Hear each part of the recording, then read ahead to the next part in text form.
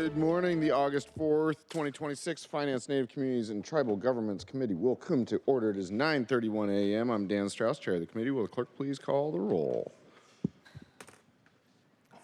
Councilmember Kettle. Here. Council President Hollingsworth. Yes. Oh, sorry. Here. Councilmember Saka.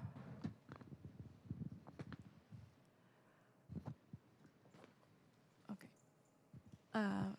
Vice Chair Rivera. Present. Chair Strauss. Present. Is Saka present? No. Okay, there are four. Saka's excused until he Okay, arrives. Saka's excused. There are four present. Thank you. We have four present, and we also have Councilmember Lynn joining us. I know that we will likely have Councilmember Rink and Councilmember Foster joining us a little bit later. And just noting that Councilmember Saka is excused until he arrives. With that, we have a busy meeting agenda today. We have 5 appointments to the Indigenous Advisory Council. And we have the second part of our presentation about Seattle's progress on the Tribal Nations Summit commitment areas. We will also have our second briefing and potential vote on the mid-year supplemental budget, as well as the amendments to it. If there's no objection, the agenda will be adopted. We will now open the hybrid public comment period. Public comments should relate to the items on today's agenda and within the purview of the purview of this committee. Clerk, how many speakers are signed up in person and remotely?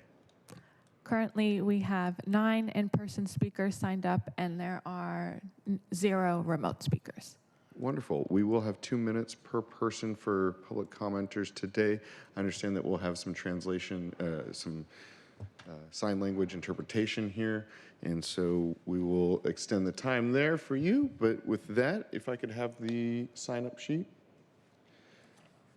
I'm going to quickly read the rules into the record. I think everyone here is familiar, but here we go. Speakers will have 2 minutes to speak, and we'll start with the in-person speakers first.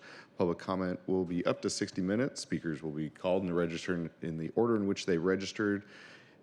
You will hear a chime when you have 10 seconds left, and the public comment period is now open. We'll begin with the first speaker on the list. I have Hannah Ziff, Simon Thornton, Chris Curtin, Lee B. Miller, Josh Fries, Deer Kabuta, Isla Zinkus, Taylor Farley, and Peter E. So if you all want to line up, we use both microphones here. The taller one is the better one over here, but with that, Hannah, welcome. Good morning. And Councilmember Saka is with us now. Hi, my name's Hannah, and I live in Pioneer Square. That's the site of where the Native Longhouse used to be. We're on Native land right now, and our city of Seattle is named after the tribal man, Seattle, who's on the crest. And I really want to thank the Duwamish tribe for everything they've done in Georgetown.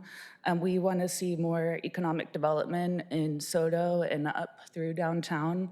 I've seen a lot of people, since I've been coming in the past couple of weeks, argue about economic development and the environment and city planning on a micro level with each building, and putting a lot of energy into how that's all going to work out. And I know that the Duwamish tribe has and always has had a plan for Seattle.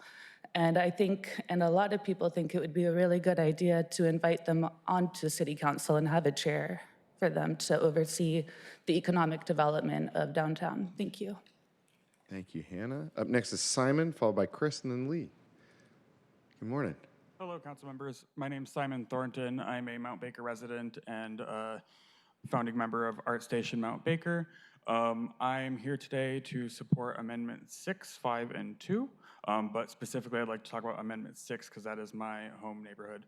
I'd like to thank Councilmember Lynn and Foster for their authentic community engagement this past about a year now, really meeting us at the level we are and going to some very tense and angry meetings with a lot of very angry neighbors. This amendment is critically needed. Our neighborhood is falling into disrepair very quickly, and it is an issue that is both chronic but also growing. We need this funding to be able to get people off the streets, get people into treatment, and make sure that our small businesses aren't being repeatedly broken into again and again, and that our homeowners aren't having to face property crime bills that they cannot afford. Speaking quickly on Amendment 5 and 2, I do also want to say that please pass Amendment 5. The trans relocation crisis is real and does need to be addressed. And Amendment 2 with Councilmember Foster, we need funding to address youth homelessness, and preventing people from becoming homelessness is the best way to preventing them to be, or stopping them from being homeless is better than getting them off the streets. Thank you. Thank you, Simon. Up next is Chris, followed by Lee, and then Josh. Yeah, good morning, council members. I'm here before you in my capacity as one of the chairs of the Seattle LGBTQ Commission. It's good to see you all. And I'm here to express our support for Amendment 5, Version 1 to the mid-year supplemental budget as reflected in Council Bill 121253, sponsored by Councilmember Strauss, on behalf of Councilmember Rink, that you all will review and put up for a committee vote later this morning. So if approved, this self-balancing budget will reallocate $300,000 to the Human Services Department to begin distributing these funds to community-based organizations or CBOs that support Two-Spirit LGBTQI+ communities. So we've expressed to you, many of you here in this chamber, in other forums, in other venues, over the past several months, that funding support is critical for CBOs to keep their doors open. So these funds will help allow them to stay operable, provide essential services such as emergency shelter and housing, food access, employment support directly to trans and queer community members, to our longtime residents, and especially those who are coming to Seattle as a place for refuge. So we thank Councilmember Strauss for standing up this amendment on behalf of Councilmember Rink, and to Councilmember Rink and her office for consulting with us in drafting this legislation to support Two-Spirit LGBTQI+ communities. Resources are at a breaking point for members of our trans and queer communities, and so we as the commission amplify our community's requests for city leadership to move swiftly, to do something, to demonstrate your support for approving the short-term stabilization funding. And so the commission thanks you for your support and your consideration of this amendment and looks forward to partnering with you in the process. Thank you. Thank you so much. Up next is Lee, followed by Josh, and then Tier. Hello, my name is Lee. I would like to start by offering Indigenous people affected by the fires my deepest condolences. I hope you get the help you need. I came here today to ask for help for the trans community, specifically a declaration of emergency and funding for housing programs. I am a District 3 voter, I am non-binary, and nothing I'm about to tell you is special or unique. I was misgendered for years at my old job before I was fired in retaliation for pushing back. I have been looking for work for months and months. Recently, I was offered a new job. I was the only person wearing a pronoun pin.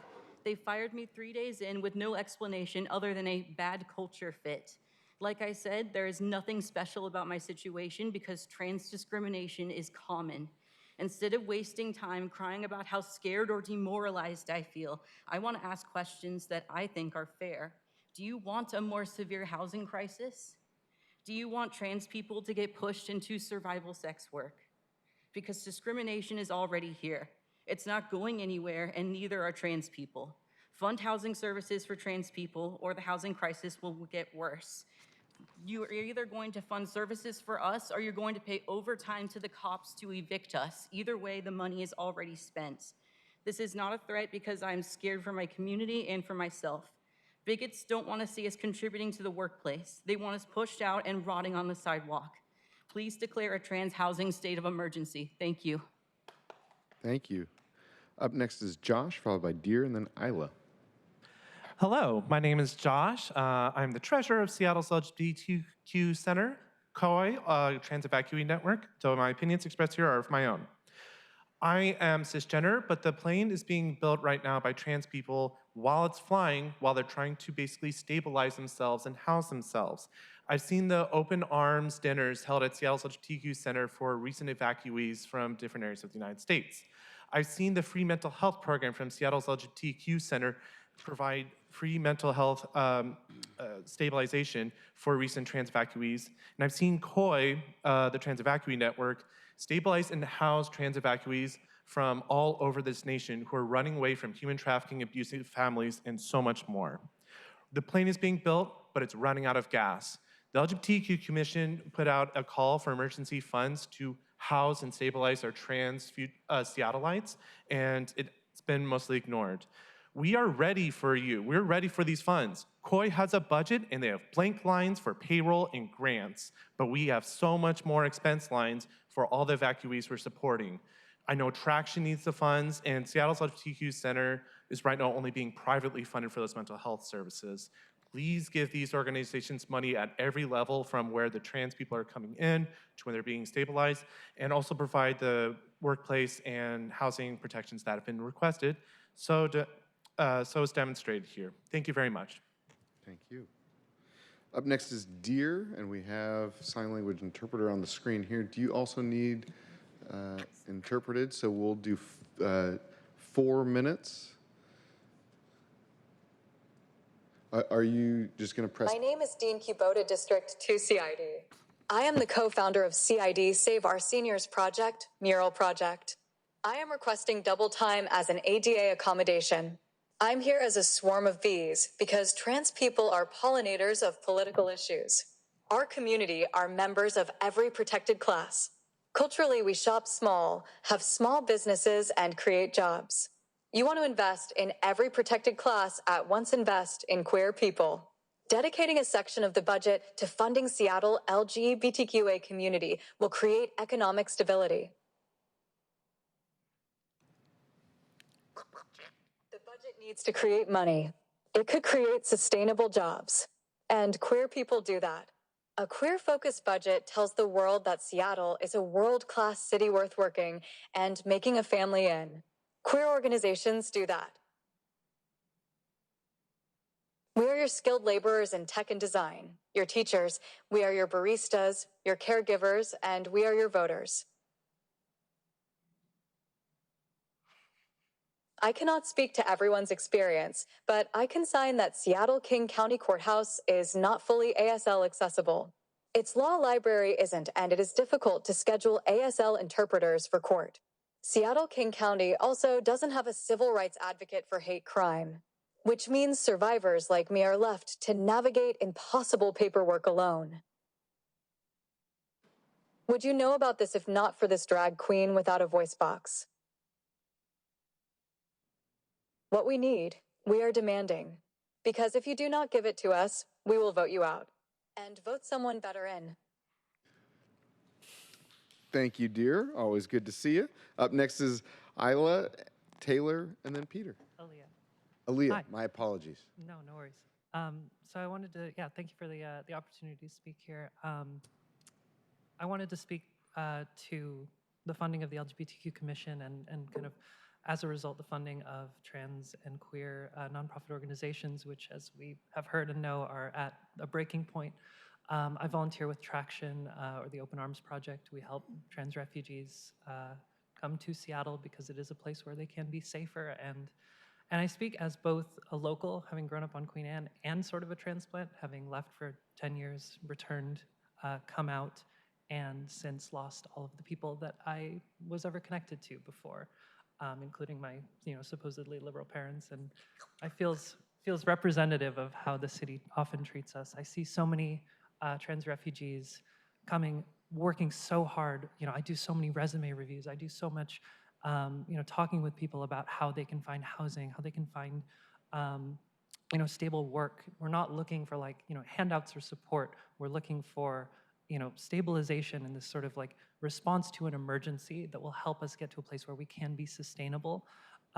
It's never about, just looking for things for free. It's about despite everything that we do, everything that we try, how often is, the trans woman being selected from hundreds of applicants for every open, job at somewhere that would pay them enough to be housed in Seattle. It is about how hard this community already is working. And I mean, I look at my girlfriend for inspiration. She's literally out right now doing case management work, working with unhoused people, not just in the queer community, but in every community. And so we're here and we show up for ourselves because no one else will. And I'm just really thankful to council members like Rink who are out in community and everyone supporting propositions like that and funding for our organizations. Thank you. Thank you so much. Up next is Taylor, followed by Peter. Hello, my name is Taylor Farley, Queer Power Alliance, and I am asking for the extent for you to pass the Amendment 5. I'm also got a text from Traction that they are also asking for that. Community is at dire strait, as you're hearing, and organizations are suffering because the amplification of people coming in and the resources going out is not meeting that criteria. We are doing data research. It would help to help you make better decisions if you could also supply these funds to be for housing, food, access, for these organizations to do the work that they do that you cannot replicate. With the trusted relationships that they have built, there is no way to replicate this information. This is a first time request, and this is a time of urgency when we're seeing our trans and non-binary folks coming here thinking that they have a place to come to that's not just safe, but affordable, and also a place where they know that their voices can be heard. So I am asking you to consider this and make sure that this passes so that our communities are constantly not being pushed out into the rural areas where there are no direct services. This is where the city has its strength in supporting our communities and the organizations that support them, that have that trusted relationship, that have built those relationships with not only the people, but the community and with you. I appreciate your time and your consideration. Thank you, Taylor. Up next is Peter, and that will be our last public commenter for today. So if you are here and would like to speak but have not yet signed up, I'm seeing we have 7 people online. And so after Peter goes, we'll transition to online public comment. Welcome, Peter. Thank you. Thank you very much. My name is Peter Aaron-Krantz. I'm a longtime resident of North Beacon Hill, and I want to appreciate Eddie Lynn and your staff member Garrett, who I met last night, regarding and express my support for Amendment 6. As anybody who has walked up the hill through the ID and gone to 12th and Jackson and gone across the Jose Rizal Bridge recognizes, we're in a full-blown crisis. We have people just last week doing drugs in my backyard, leaving their paraphernalia on my driveways. One of my neighbor's garages was burned down. My kids, who are teenagers who should be fully taking advantage of the city and the independence that the public transit system has to offer, do not like, and in fact are afraid to take the bus, the 36 and the 60, into the city. I don't even like to drive through 12th and Jackson. It's scary to look out the window and see the zombie apocalypse that is there. Some of you, and I'm quoting from what other people have seen, I don't know what the humor is for. If you've walked through, you see people leaning over, going like this on every street corner. Occasionally there's a police officer there minding his own business while who knows what is going on 5 feet away from him. I know that the mayor has released on June 17th, made a statement, which I know Councilman Lynn and perhaps others of you have supported, that more is happening. It has been 6 weeks. It looks worse than ever. There was a great article in The Atlantic the other day that said, with a quote from a resident of Burlington, Vermont, facing a similar crisis, it's as if we are frozen with fear that someone might see us as uncompassionate. Councilman, I really appreciate your attention to this issue. I know that Amendment 6 will provide services to try to get some of the people who with serious mental illnesses and serious drug abuse challenges off the streets, but I also request that you consider compassion to the neighbors, the kids, the adults who are most affected by this every day. Thank you. Thank you, Peter. We'll now move on to online public commenters. We have Rose Legionnaires is a duplicate. There we go. So we have Rose Legionnaires, Rubai Aurora, Michael Woodward, and Casey Troupin. Rose will promote you now. And when you're promoted, *6 to unmute.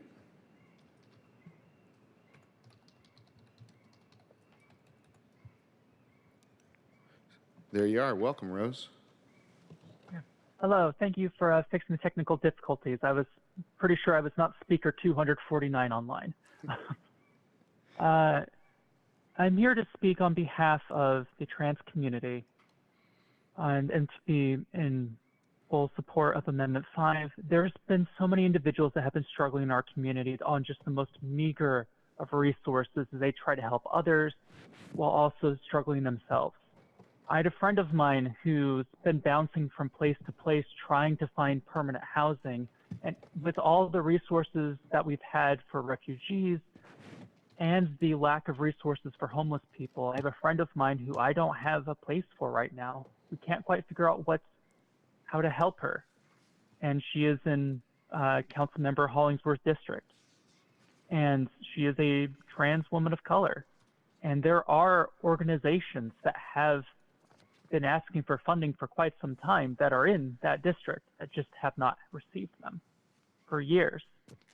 This is a failure of the council and the city to not prioritize trans people that have been left behind. We have so much need in our city. We have so many people that are suffering. We have so many people that are desperately trying to eke an existence out here as they have fled with nothing on their backs. We have individuals that have come here just hoping that things were going to work out. There's individuals that have been told that some people would rather be homeless in Cal Anderson rather than living in the South. That's how desperate things are right now for our community.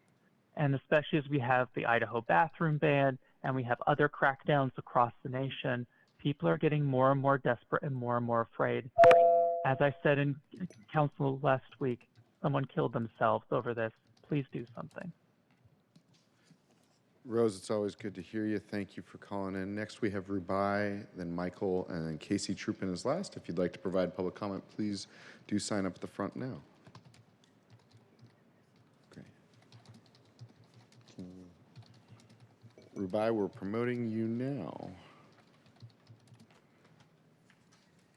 Once you're promoted, you can press *6. We promoted Casey.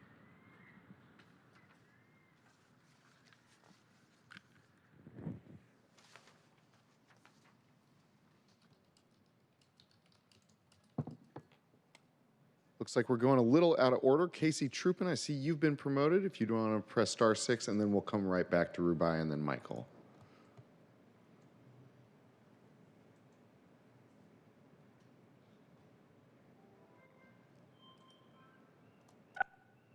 There you are. Welcome, Casey. Great. Thank you, Chair Strauss. Members of the committee, thank you for giving me the time today. My name is Casey Troopin. I work at the Rakes Foundation here in Seattle. We, among other things, work on efforts to prevent and end youth homelessness. I'm actually here on behalf of a partnership of local funders who are investing in solutions around the state to prevent and end youth homelessness. And we are excited to support the budget proviso that will establish a public-private partnership to bring one of the most impactful programs that we've seen on youth homelessness to Seattle. Councilmember Foster will be testifying on this later on, so I will keep it short. This program, the Homelessness Prevention and Diversion Fund, has been incredibly successful around the state and in fact has inspired replication of it around the country. Short-term cash infusion focused on young people who are devising their own solutions along with trusted members of the community who've been. Well, Casey, did we lose you there? Around the state of 40%.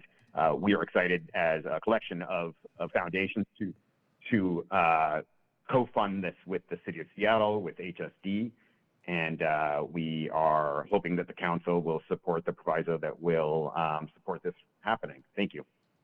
Thank you, Casey. We'll now promote Rubai, Aurora. Rubai, I see you're here. Press *6 to unmute. There you are. Welcome. Thank you, Chair Strauss and members of the committee for your time today. My name is Rubai Aurora, and I'm here today on behalf of Woodland Park Zoo to urge your support for Amendment 3 being brought forward by Councilmember Kettle. First, we want to thank Councilmember Kettle for bringing forward this amendment and his attention to this project. We've been working with Councilmember Kettle and his staff since the fall of 2024, when there were a number of coyote interactions in District 7. This reasonable one-time funding request of $15,000 will support our team at the zoo to develop a coyote coexistence plan for the city of Seattle. The plan would be developed by our resident urban carnivore experts who would review best practices, including coexistence plans in other places, other municipalities, ultimately resulting in a plan that would be adopted by the city of Seattle and better inform residents and city departments on best practices moving forward. And we want to emphasize this is not a management plan, it's a coexistence plan. And the zoo is, our experts are ready to support the city on this. Thank you to Councilmember Kettle, Chair Strauss, and the rest of our committee. We respectfully request your support for Amendment 3 today. Thank you, Rubai. Up next is Michael Woodward, and then we have one additional speaker in person, and if anyone else would like to sign up, now's the time. Welcome, Michael. I see you there, and you're off mute. Welcome. Good morning, Chair Strauss and committee members. Thank you for your time. I'm sorry I wasn't able to attend in person for such an important moment in our community's history. My name is Michael Woodward. My pronouns are he and him, and I'm co-founder and executive director of Traction, and I speak in support of Amendment 5. As you may know, Traction is a trans-led organization here in Seattle that is, among other things, providing resettlement services to trans people and their loved ones fleeing violence and persecution in other parts of the country. Hundreds of thousands of trans people across the country are in crisis. Since the start of 2025, Traction has received more than 1,700 requests for help from trans people fleeing hostile states. We've directly served more than 500 trans folks and their loved ones ourselves, and the numbers keep climbing. The burden falls hardest on BIPOC trans women who face the most dangerous conditions when they're leaving and the steepest barriers when they arrive. And we don't do this work alone. Traction is part of a web of care alongside KOI, Gender Justice League, Lavender Rights Project, Utopia Washington, Queer Power Alliance, and others providing emergency shelter, food access, employment support, and essential services that Amendment 5 would fund. Our more than 85 active volunteers are stretched to their limits. Our program manager, who works full-time but only receives a small monthly stipend, is desperately in need of support staff.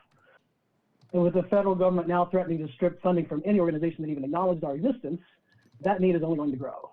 Seattle cannot wait. This $300,000 amendment through HSD is a lifeline. It means a bed for someone sleeping in a car tonight, a hot meal, a bus pass, a job lead. Seattle led the nation when Traction initiated the call for an emergency declaration through the LGBT Commission. Now this committee can match that leadership with real resources. It's not enough, but it's a start. I urge you to vote yes on Amendment 5. Thank you. Thank you so much, Michael. And we have no one else remotely present. And so Remen Basha, you're up next. Welcome. Yes. Hi, good morning, everyone. I thank you all for being here, and I am just here again today to speak on the funds from the general fund being pulled for universal school meals for the 2026-2027 school year, and that we are able to come to this decision together. I come to you all like unscripted today and just ultimately in gratitude. I know that this has been a interesting journey for the school meals plan, and there have been many different efforts made, and I just come in gratitude that we have been able to come to a conclusion where no child has to go hungry and that our students aren't at the consequence of like internal things happening.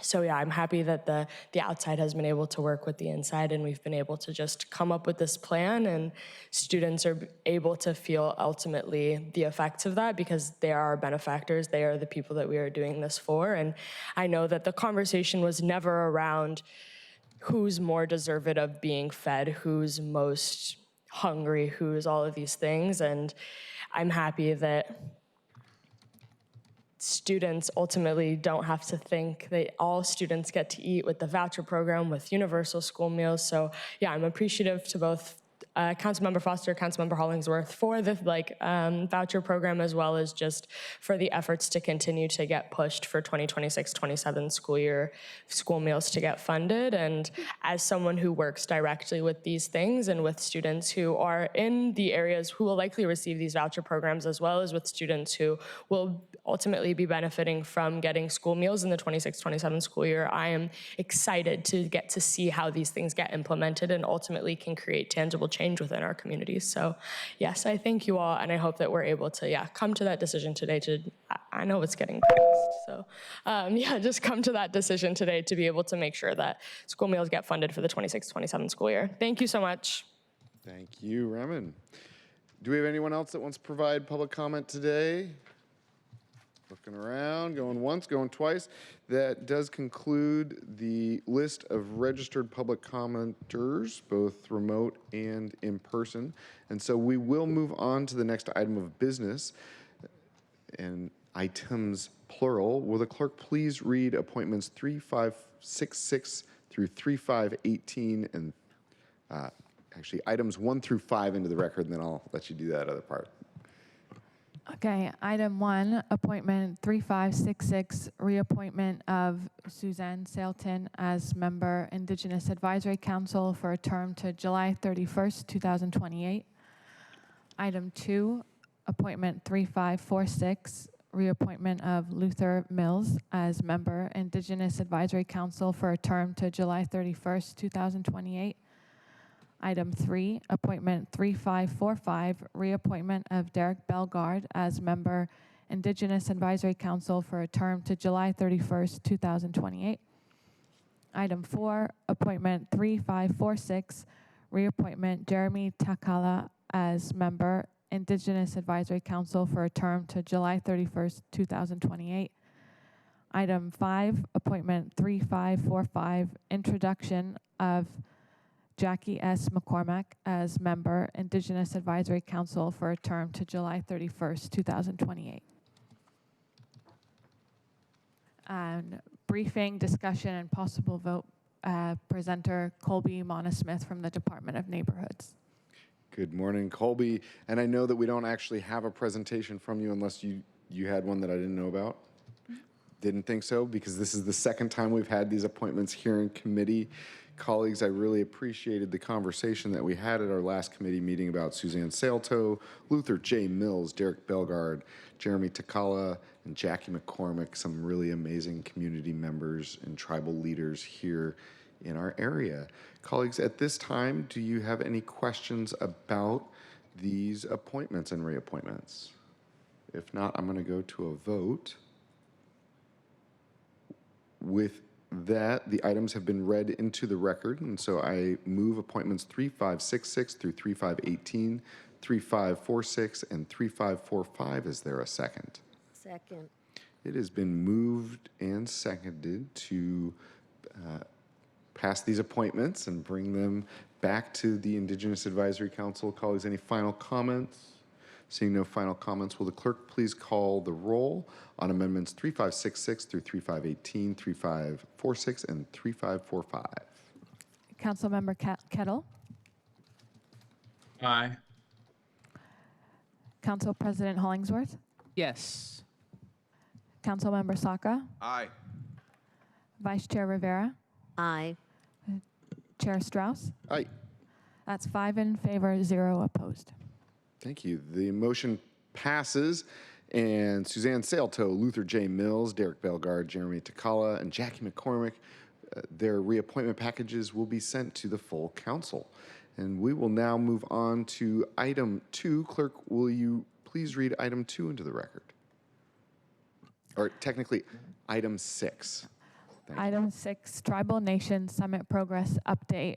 Briefing and discussion. Presenters Francesca Mernan, Office of Intergovernmental Relations, and Colby Monosmith from the Department of Neighborhoods.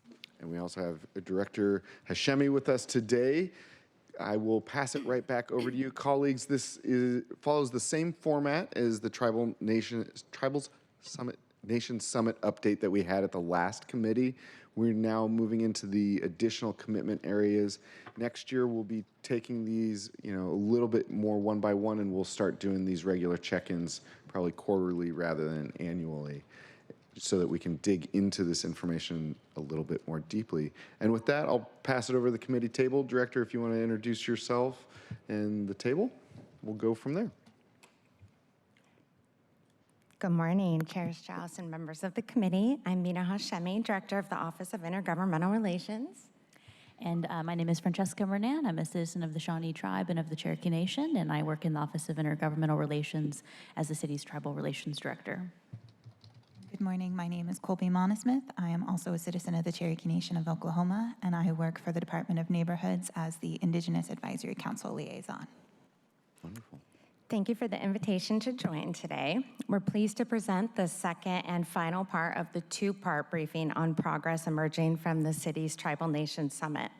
As this committee knows, city policies, programs, and services have far-reaching impacts on tribal governments, and it remains critical that the city respectfully engage sovereign tribal nations in government-to-government relationships. In recent years, OIR has prioritized rebuilding and expanding our tribal relations program to be more proactive, accountable, and responsive to tribal nations. A cornerstone of this work has been the City of Seattle Tribal Nation Summit, a citywide convening led by OIR in partnership with city departments, the mayor, and the council. The summit has provided an official opportunity for the city to identify actions and outcomes that uphold the sovereignty and treaty rights of federally recognized tribes while building partnerships, strengthening coalitions, and truly listening. In the following presentation, we will continue to share more about the outcomes and commitments emerging from the 2025 summit. Seattle remains one of the few cities nationwide to meaningfully engage with tribal nations through government-to-government convenings, and we are deeply grateful to the tribal leaders and city partners whose engagement and collaboration makes this possible. City departments lead much of the day-to-day work with tribal governments and Native communities, carrying out this engagement under the direction and guidance of OIR to ensure consistency and alignment across the city, and sustained progress will require continued partnership from all city departments, the mayor's office, and the council. Thank you, Chair Strauss, for your commitment and leadership to this work. We are grateful for council's collaboration in this effort. We hope this collaborative approach to UC today continues to strengthen our work in future briefings and engagements. Thank you again for your time, partnership, and continued support. Turn it over to Francesca. Thank you, Director Hashemi, and we look forward to presenting this second segment of updates. Today's presentation will focus on cultural visibility and vitality, as well as the commitments in the area of effective tribal relations and Native engagement. We'll just reiterate that the Tribal Nation Summit is a critical city forum to identify some top shared priorities among many of our tribal and urban Native partners. And OIR is grateful for the opportunity to steward this work and share the city's collective story. And we also provide the ongoing strategic direction to city departments throughout the year. We thank the many city departments that champion these efforts and consistently identify new opportunities to expand and improve upon our commitments. Since September of 2025, progress has been made on many commitment areas for these two sections. The work is ongoing and it's iterative. It can take many years for a single project to come to fruition and many engagements for meaningful progress to be made. This type of progress reporting seeks to identify that we're on track and keeping these commitments integrated into the work of the city. And we also know that there's many opportunities to do more and to do better. So we keep these at the forefront and we seek new opportunities where feasible and aligned with tribal and city priorities. In the area of cultural visibility and vitality, we have 4 main commitments with many nested activities that focus on Indigenous arts and cultural placemaking throughout the city, including tangible assets as well as citywide planning documents to integrate and infuse those priorities through the long-term vision of the city. In the area of effective tribal relations and Indigenous engagement, the city has 9 commitment focused primarily on improving engagement and consultation with tribal governments and among Indigenous residents, organizations, and groups. And similarly, all of these are ongoing and on track. And like our last presentation, we'll be featuring a deep dive to a few specific project highlights to help give you some color into how this work looks on the ground. We're reaching another important milestone in the development of the Tribal Interpretive Center along Seattle waterfront. This has been a long-awaited project stemming from years of negotiations and mitigations related to the seawall replacement. With the lifting of the World Cup construction moratorium, we're now moving forward with interior renovations of the future home of the Interpretive Center, as well as a place that will house some city office staff. The facility will be another influential feature on the waterfront, reconnecting the ancient and contemporary histories of Indigenous people to the land and waters that they have called home since time immemorial. We're also pleased to share that the Northwest Native Canoe Center is on track for a fall 2026 grand opening along the shores of South Lake Union in District 7. This project is a near 50-year vision of Bernie Whitebear that's now being carried forward in a unique partnership between the Parks Department and United Indians of All Tribes Foundation. The center will be a gathering place to learn about wood carving and canoe culture throughout the region. And Francesca, just before you move on, I know that the Canoe Center has been over a decade in the making and has had many hurdles to overcome, and so it's just really amazing to get to see it to become a reality here in our city. It truly is. We look forward to the opening and the ongoing programming that will take place there. Yeah. Another example is just down the street. The Chief Seattle Club and the Alliance for Pioneer Square has championed a community-led redesign of Foston Square, a public space in Pioneer Square. These groups have envisioned an Indigenous-focused gathering space, honoring the enduring presence and culture of Coast Salish peoples. Seattle Department of Transportation has led the final design and delivery of that community-led vision, working closely with both partners throughout the process. The design follows a concept called Forest to Shore, which mimics the ecological transect of a Puget Sound shoreline, moving from bluff to beach. It creates a distinct zone for gathering and cultural expression, including a central gathering circle that can host cultural performances and community gatherings. Included are native plantings throughout the site reflecting the same shoreline concept and reinforce the cultural and ecological identity of the space. And anchoring the plaza is a 21-foot carved welcome figure commissioned by Chief Seattle Club called Grandmother Frog. It was created by Andrea Wilbur-Seago, a member of the Squaxin Island tribe. The plaza is now complete and open to the public. Separately, the Chief Seattle Club has proposed renaming the space to honor Vi Hilbert, an Upper Skagit elder who led the revitalization and preservation of the Lushootseed language and Coast Salish culture. OIR is working to advance that proposal, including outreach to tribal governments as part of the process. Thank you. Just before we move on, I can't help myself but discuss this. I started working on Fortson Square redevelopment, I think in 2018, possibly 2019, with Derek Belgard and Colleen Echo Hawk as the All House was set to open. And it is just amazing to watch the transformation. Colleagues, you may remember previous to this redevelopment, the art piece that was in Fortson Square was called The Ruins. It literally was depicting our city in ruins with cobblestones, and it just was not a welcoming place. It was hard to pass through. It wasn't a productive part of our downtown area. And today we get to have a welcoming space where people can gather, amazing art. And what's important is also that this is on the edge of what used to be the shoreline. Colleagues, you may know that the Smith Tower, where it's built, it was built because it was the closest bedrock to the waterfront. And so this is able to start reimagining what that is, what that looks like, and from time immemorial to today. And so, colleagues, any other comments on Fortson Square placemaking? None? Take it away. In other types of Indigenous placemaking, the Office of the Waterfront Civic Projects and Sound Transit has finalized production and installation of a series of interpretive signage elements along the Seattle waterfront. Pier 58 now includes panels speaking to Indigenous teachings of the Salish Sea, the Salmon Homecoming event, an annual gathering, and tribal treaty rights. The Office of Arts and Culture is uplifting and actualizing Native-driven programming through a series of ongoing grant and program opportunities, as well as one-time funding related to the World Cup.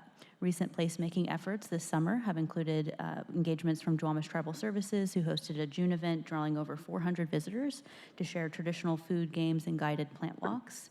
In July, the Native Action Network hosted a 2-day event in Belltown in partnership with Friends of the Waterfront, featuring over a dozen Native performers, vendors, and indigenous foods. And at King Street Station, Daybreak Star Radio has activated the space twice with performances in the plaza, collectively drawing over 750 multi-generational attendees, many of whom traveled across the state for these engagements. There are 2 more events scheduled for August and September. And colleagues, I apologize. I hopefully won't speak to every single slide. I just want to note that while we are going through the commitment areas from the Tribal Nations Summit, there are some commitment areas that are time specific that can be marked as completed. There, on the other end of the spectrum, there are some that are just continually and constantly ongoing and will never necessarily receive a check mark, but we do need to complete actions within every year. In the middle are the things that are kind of in the middle. With this one, we have both, we have something that we committed to and that we completed and we're now reporting out, and I just really appreciate, Francesca, you and everyone's work to keep our commitment areas whole and for us to complete them when they are time specific, such as this FIFA commitment area. Thank you, Councilmember. That's well said, and I'll just note that many of these engagements result in long-term relationship building between a department and a tribal government or Native community, which helps us identify new opportunities for the future. So it really builds upon itself. Thank you for naming that.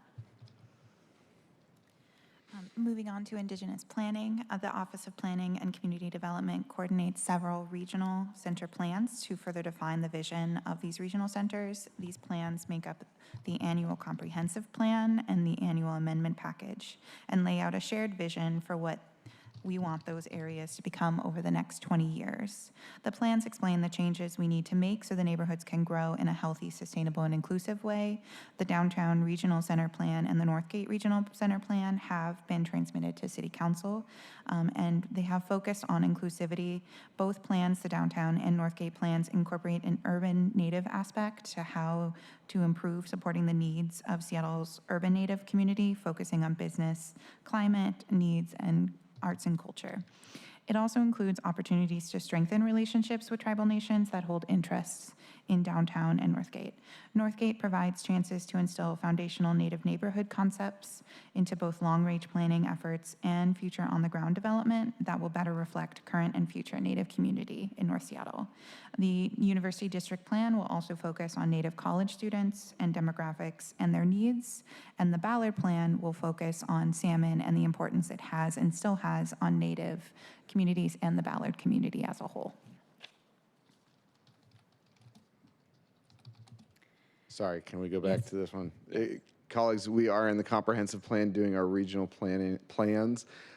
For the Ballard Regional Center, this is a place where we've had an Indigenous village since time immemorial, and when we get into the regional center plans in the select comprehensive plan, colleagues, you'll be seeing me bring some attention to different types of zoning and rules to be proposed for places that there have been village sites, specifically in regard to tribal trust land.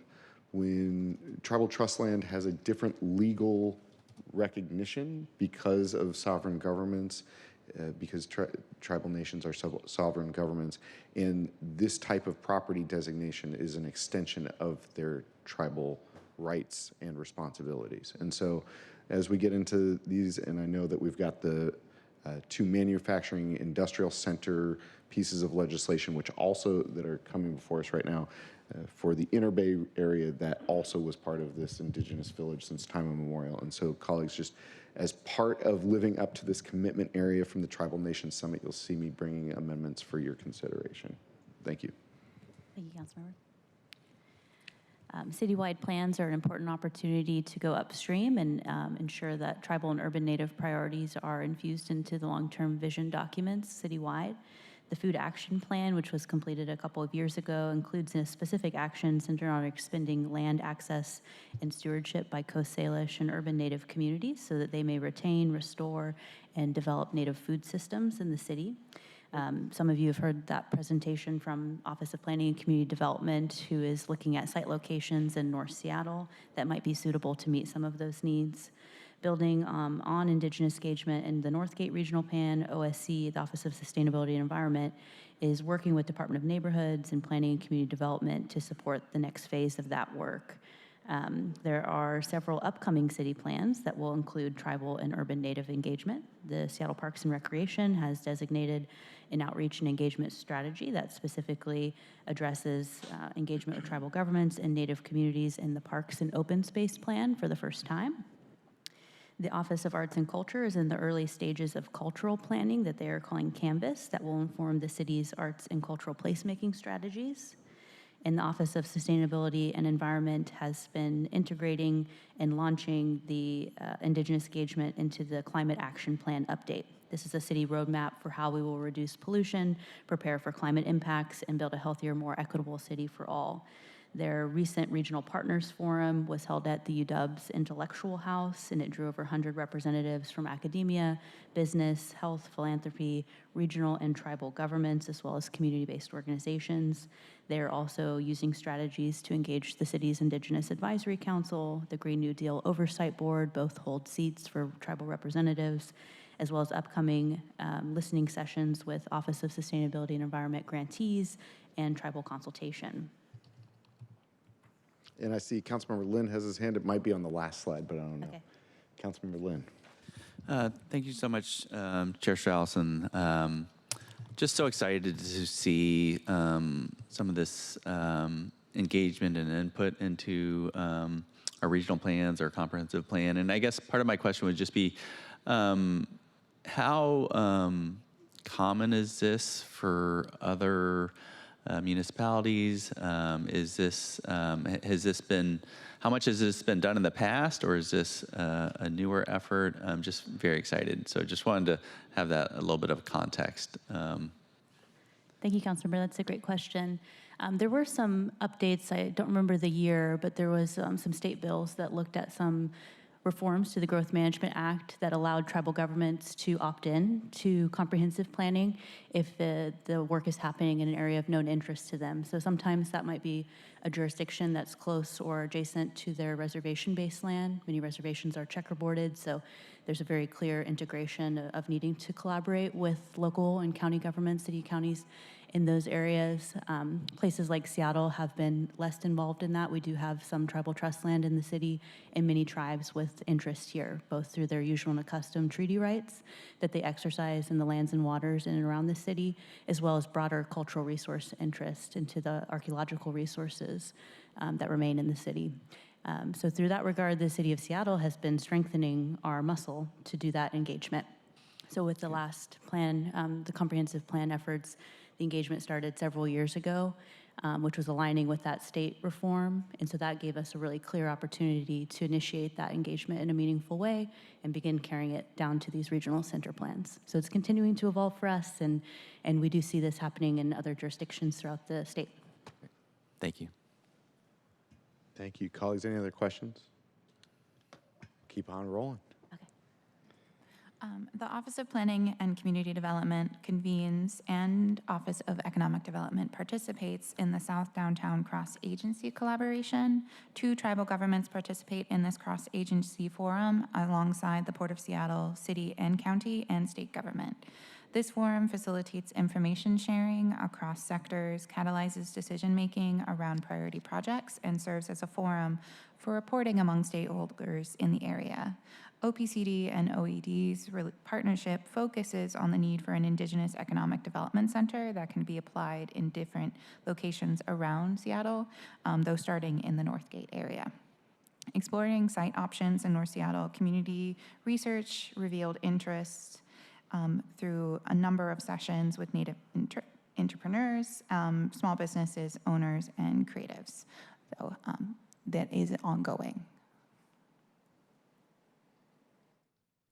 Sorry, right before we get back into there, one of the commitment areas that we'd made last year was for an economic summit regarding Indigenous communities and tribal nations. I know that the new mayor has changed. It seems like she's changed some of these priorities. Do you know, are we still on track for an economic summit this year? We, pardon me, OIR is meeting with OED. I believe it just got scheduled yesterday in the coming weeks to have some ongoing sort of planning around this. So we can report back on that soon.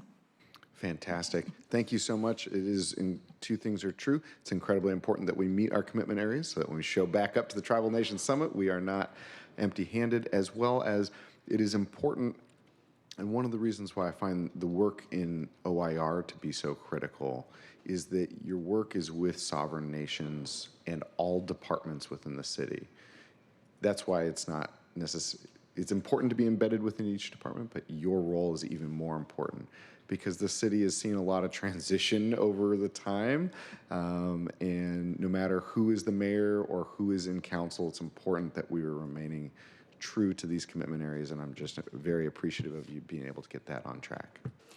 Absolutely. And one other thing I'll note is we also want to make sure that everything we're doing is also still in line with the tribal leadership also, where their work is moving as well. So these sort of ongoing planning discussions are ongoing, and we'll keep you updated. Thank you so much. The Office of Intergovernmental Relations provides staff training and strategic direction. We continue to find this to be a key priority in ensuring that city staff are well equipped and supported in their engagement and consultation efforts. Some efforts are led by us, and others we help support departments. The Seattle City Light has been building upon an effort from the Skagit relicensing project to develop a staff training on tribal cultural resources, where they partner with tribal governments to develop training materials related to the relicensing on the Talt River watershed. So that effort's ongoing and has been proven to be a best practice from our other hydro relicensing projects. We also have departments who have reached out and engaged with external resources around government-to-government training, and then the Office of Intergovernmental Relations is leading development of an introductory level 3-course e-learning curriculum that would be available to all city staff that provides the basics of effective tribal and urban Native engagement. We also routinely provide strategic direction to 21 city departments to help inform their strategies and walk them through the process of tribal and urban Native engagement. And as presented at the last committee meeting, the Department of Neighborhoods staffs and supports the Indigenous Advisory Council to provide culturally grounded advisory support to city departments. In 2025, 8 departments were advised by the Indigenous Advisory Council on 16 different city plans, programs, and services. As of July 2026, the Indigenous Advisory Council has advised 7 departments on 13 city plans. Examples of these projects and programs were shared at the last committee meeting, but the growth is a positive example of the importance of culturally grounded support and advisement, and the goal, of course, is to continue to increase engagement with additional city departments. Next actions, the Indigenous Advisory Council will be leading the Indigenous Civic Engagement Day on September 18th here at City Hall, and an annual report will be released in early 2026 and will be shared with this committee and City Council as a whole. And to round out the presentation, we'll just take a larger citywide look. In the last 7 months, mayoral and city leadership have held meetings with 7 tribal governments and at least 2 urban Native organizations, as well as the city's Indigenous Advisory Council. We continue to track, right now we're tracking at least 58 tribal engagement or consultation efforts underway with at least 10 tribal governments. There are 3 elected tribal leaders that serve on the city's Indigenous Advisory Council. That is very unique to that commission across the city. We've had 2 meetings with tribal governments on state legislative priorities, and we'll be making that offer to many others for the next legislative cycle. And OIR continues to lead engagement around policy tool options to strengthen and reinforce our tribal city relations framework. And with that, we're open to any final questions. Thank you for the discussion throughout. That was great. Thank you. And on that last slide, we recognize that former Police Chief Barnes made some excellent commitment areas come true this last year.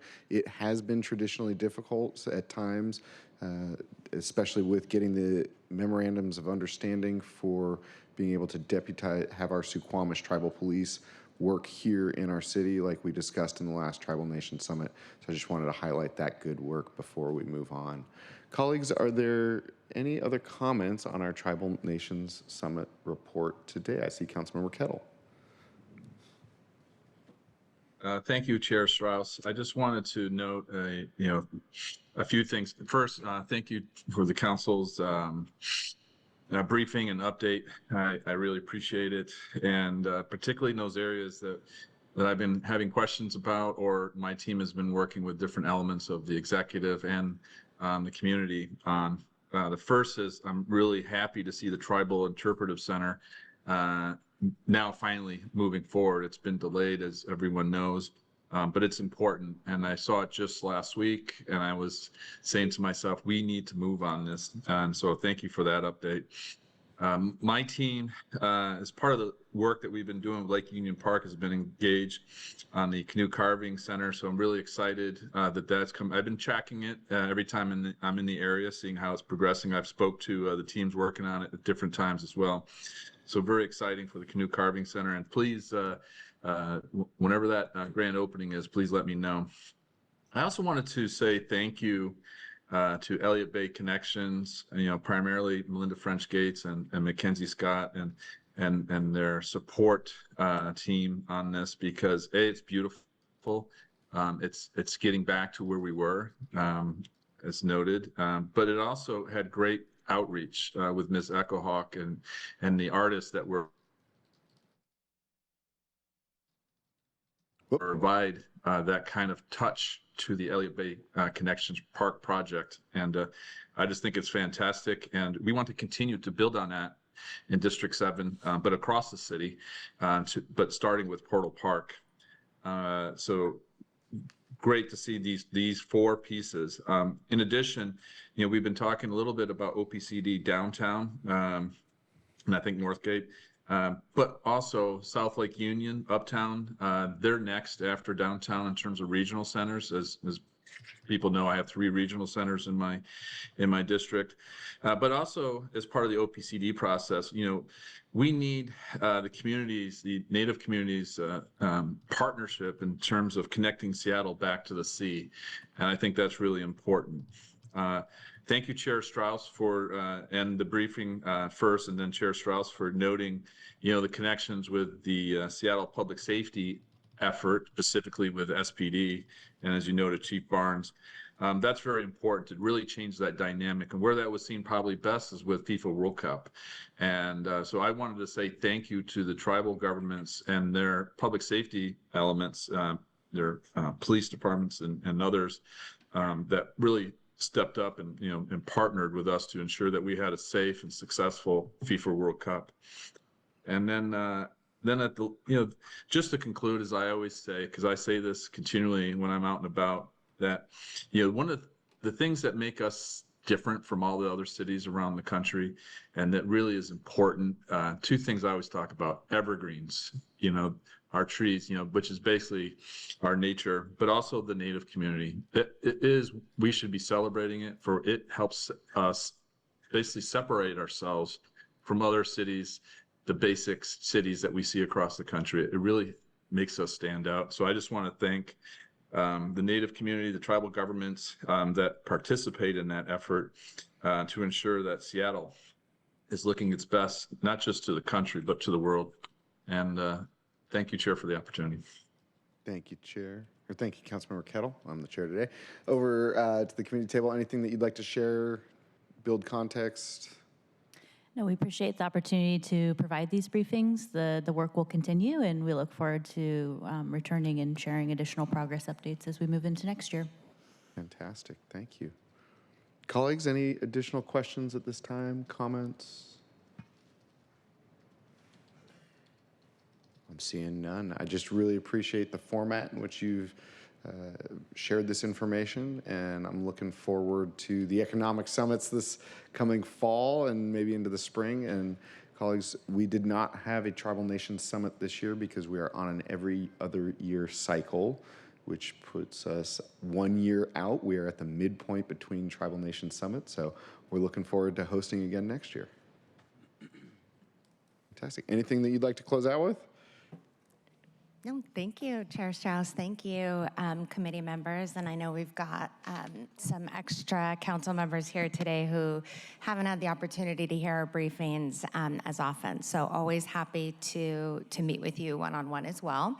But OIR is enthusiastic about continuing to build on this work and on this summit in the broader body of work over the years ahead.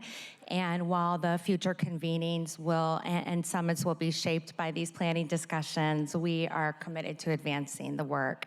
And again, appreciate having collaborative legislative partners. Thank you. Fantastic. Thank you. Colleagues, we will now move on to the next agenda item. We're moving on to agenda item 7. Will the clerk please read agenda item 7 into the record? Item 7, CB 121252, an ordinance relating to acceptance of funding from non-city sources, authorizing the mayor or the mayor's designee to accept and authorize the expenditure of specified grants, private funding, and subsidized loans, and to execute, deliver, and perform corresponding agreements. Briefing, discussion, and possible vote. Presenters, Ali Panucci, Director from the City Budget Office, Tom Mikesell, and Eden Sesich, Council Central Staff. Thank you. Welcome to the committee table. Director Panucci is just here to answer questions if we have them, unless you've got something that you'd like to share. Eden, do you have a quick presentation for just a refresher for us all? And I'll let you and Tom introduce yourselves. Director, you're always welcome to introduce yourself too.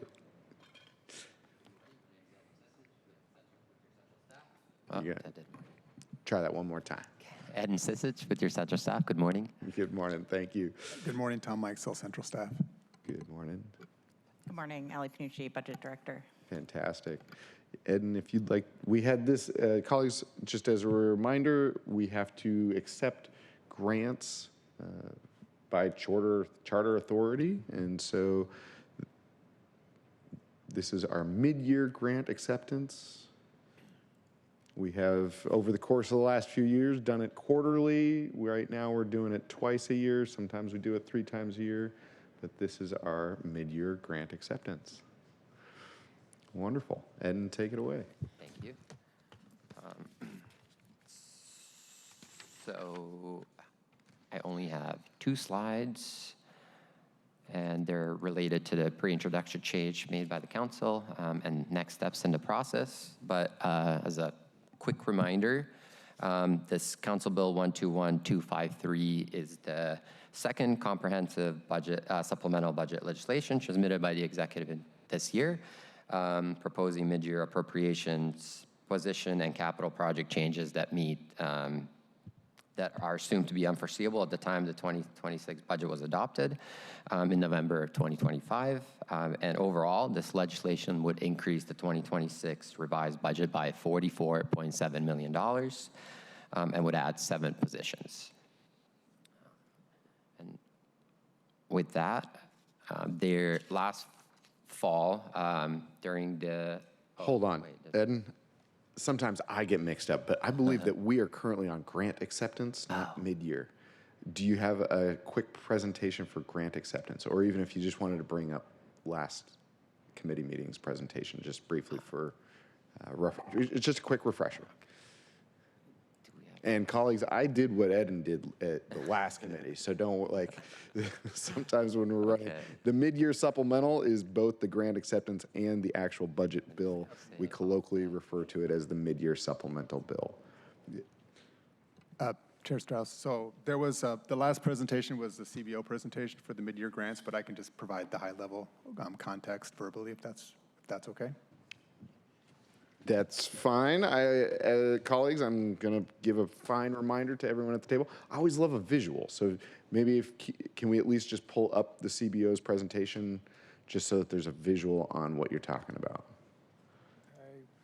And we have Councilmember Rink in chambers as well, so we have nearly a full chambers today. It's not loading.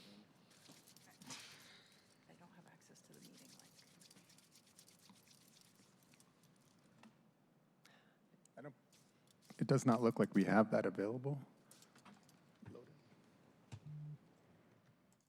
Chair? Yep.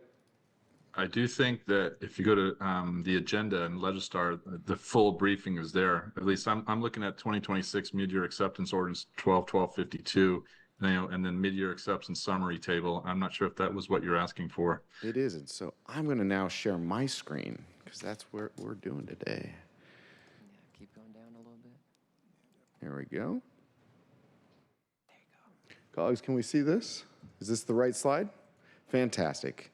Chair is also IT today. Welcome to it. Tom, if you'd like to give us a quick overview of the mid-year acceptance summary. Yeah, absolutely. So this is the second mid-year, or the second grant acceptance and appropriation bill, the second of three. So the third one will come with the year-end adjustments with the mayor's proposed 2027 budget. So this acceptance would accept $44 million, or about $45 million from external sources, including grants, service contracts, and donations. And then it would in turn appropriate $38.4 million of those monies to various departments for various purposes. Other than the kind of high-level view of where the monies are going across a number of departments, there's nothing more to add in addition to those high-level points. Great. And as Director Panucci reminded us last committee meeting, many of this goes to the Memorial Stadium. I'm not going to read all of these words on the paper because we had a full discussion at the last committee meeting, but just for the viewing public's reminder, this is what we are voting on today. Colleagues, are there any questions at this time on our mid-year grant acceptance ordinance? I'm seeing none, so I'm going to stop sharing screen. And I will move the bill. Just one moment as I bring my script back up. And so I move Council Bill 12152. Is there a second? Second. It has been moved and seconded to pass Council Bill 12152, our mid-year grant acceptance ordinance. Colleagues, any final comments? No final comments. Will the clerk please call the roll? Councilmember Kettle? Aye. Council President Hollingsworth? Yes. Councilmember Saka? Aye. Vice Chair Rivera? Aye. Chair Strauss? Aye. That's 5 in favor, 0 opposed.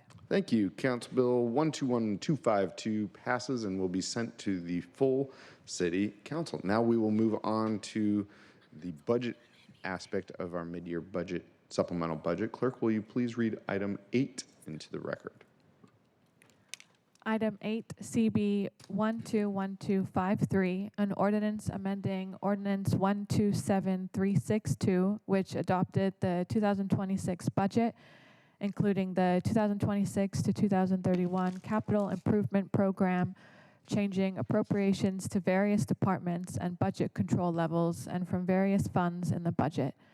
Briefing and discussion. Presenters Ali Panucci, Director from City Budget Office, Tom Mikesell, and Eden Sesage from Council Central Staff.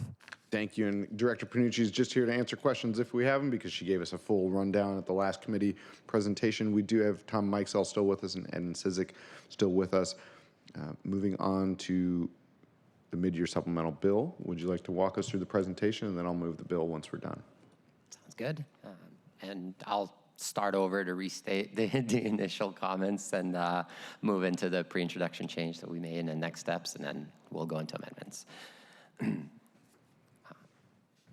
So Council Bill 121253 is the second comprehensive supplemental budget legislation transmitted by the executive in 2026. Proposing mid-year appropriation, position, and capital appropriation changes that meet the needs that are assumed to be unforeseeable at the time of the 2026 budget was adopted in November 2025. Overall, this legislation would increase the 2026 revised budget by $44.7 million and would add 7 positions. That is the high-level summary of the bill, and now I will get into a pre-introduction change that was made by the council last fall during the budget process. Council adopted Ordinance 127356, which created a new fund called the Central District and Southeast Seattle Reinvestment Fund, and via a council budget action, FG7A appropriated a total of $1.35 million from the general fund into that new fund and finance general reserves, with a purpose to support programs and projects that promote equitable development, cultural preservation, and community revitalization in the Central District and Southeast Seattle neighborhoods. So this council pre-introduction change moves a total of $1.2 million from finance general reserves and allocates it to 5 different departments, including Arts, Human Services Department, Parks, Recreation, Department of Neighborhoods, and Economic Development. And I will continue to the next slide if there's no questions on this one for now. Colleagues, any questions about this particular slide? I don't see anyone's hand up. Go ahead, Ed, and thank you. Great. Oh, this is an old, okay, so ignore the first one since we already did that. If the legislation voted out of committee today, the final action on both bills will take place at the August 11th City Council meeting. And relatedly, in terms of comprehensive budget legislation, the mayor's proposed budget is expected to be transmitted in late September, and it would likely include a year-end supplemental and grant acceptance appropriation bills.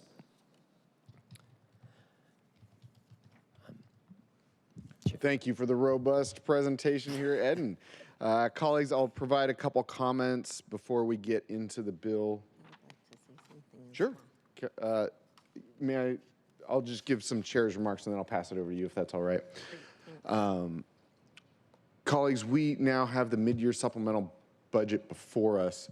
This mid-year supplemental budget is different than in past years for a number of reasons. We have our August 7th revenue forecast coming this Friday, which will give us a better understanding into our current economic climate here in the city of Seattle. This year is different than previous years because we have been in a multi-year strategy to address the structural budget deficit. We've been engaged in budget reform both in process and in content. Last year, we had a successful chairs package that reduced the structural budget deficit. We have reduced it over the last number of years from 250 million down to 150, and now we're, in the last 7 months, we've increased back up to about 175 million-ish in the structural budget deficit. Over these last few years of budget reform, we've made the easy, hard decisions. None of these decisions in budgeting are easy, but on the scale of hard, there's easy, hard, medium, hard, difficult, and then there's downright dangerous, because we saw in the 2008 recession, both here in the city and at the state, making budget cuts without being thoughtful created impacts that we still have not recovered from today. We've been successful at not engaging in those practices over the last few years because we've taken a multi-year approach to this. In these easier hard decisions, there have been some hard decisions even there. We've laid off city workers for the first time since 2008. Those are families, those are people, those are livelihoods, the ability to pay the mortgage or the rent, the ability to buy groceries, like we're here to talk about today. It's a really big deal, and it's different than the private sector, where the private sector goes through rounds of layoffs. They're wildly compensated, and here people choose to work for the government because they know it's a long-term, stable job, and so that's where that difference really is. And that brings us to this year. We still have, after making these easy, hard decisions and some hard decisions, we have still $175 million structural budget deficit. And this year we have to engage in 2-year budgeting rather than last year where we just had to engage in an annual budget. which means that we have to stretch every dollar further. And yet we're still hamstrung by Olympia with a 1% property tax increase limit, which literally limits the amount of tax revenue we can bring in lower than inflation. And that's fundamentally why cities across 281 cities across the state are having budget problems, because we are limited by how far our dollar can go year over year. We are limited. We are asked to provide the same or better levels of service, yet we are hamstrung by Olympia with the 1% property tax increase. And so today we are just ahead of our two-year biennial budget. We are a few days before the final revenue forecast, before the mayor finalizes her budget. And we are going to have some hard work to do this year. And so that's why I have made an ask, but not a requirement, to self-balance amendments. This is the first time we've done this. You will also see in the council rules going into the fall budgeting practice, we may require self-balancing at the initial council member introduction of ideas. This has not been done before. And in the rules, it states that this determination will be made based off of the best information we receive from the revenue forecast and other factors. So I set that stage because today's supplemental budget is different than in the past years.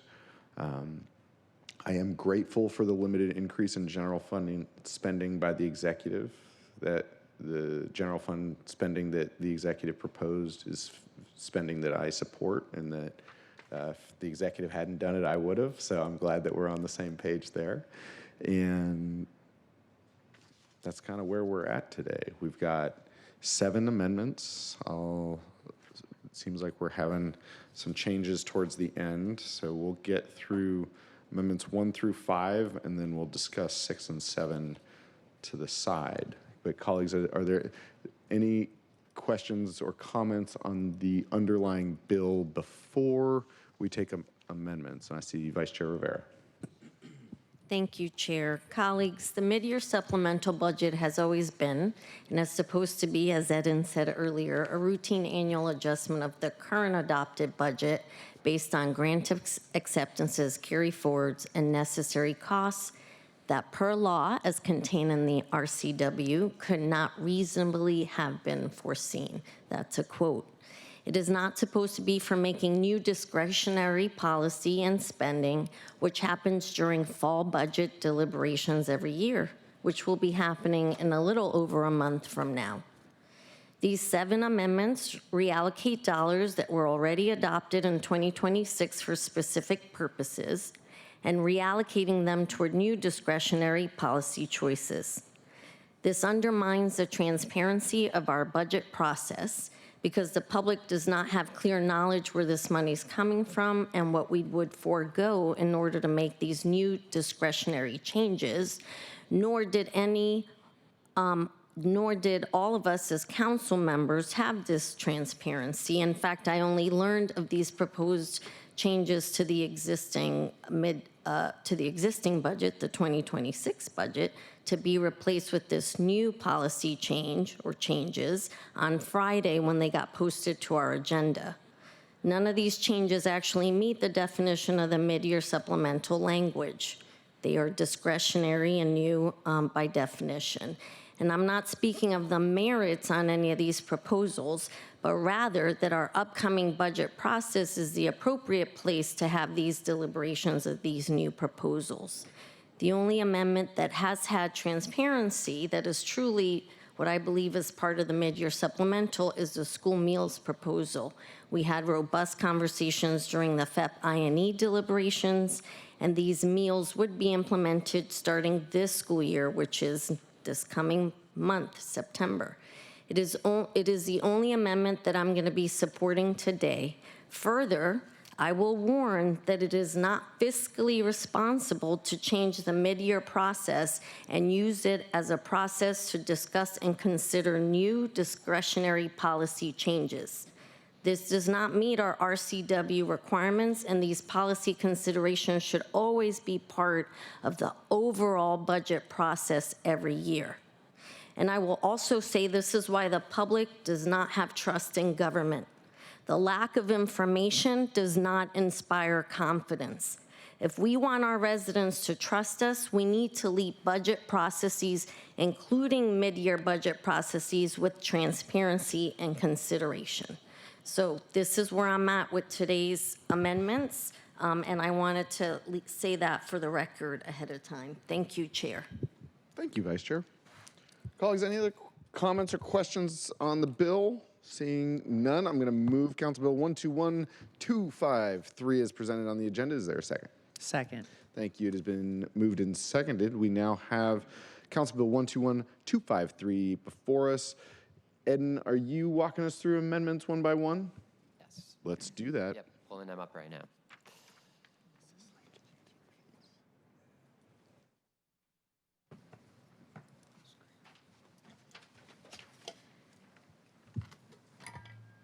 They're a little small up there, but And do you have the actual, do you have the amendment language itself rather than just the summary? Colleagues, there is a summary table both attached to Legistar and on the agenda, and Eden's going to walk us through just each amendment individually, if that's all right. Yep. We just have to zoom in a little too much there. yeah. So maybe Amendment 1. Let's start with Amendment 1.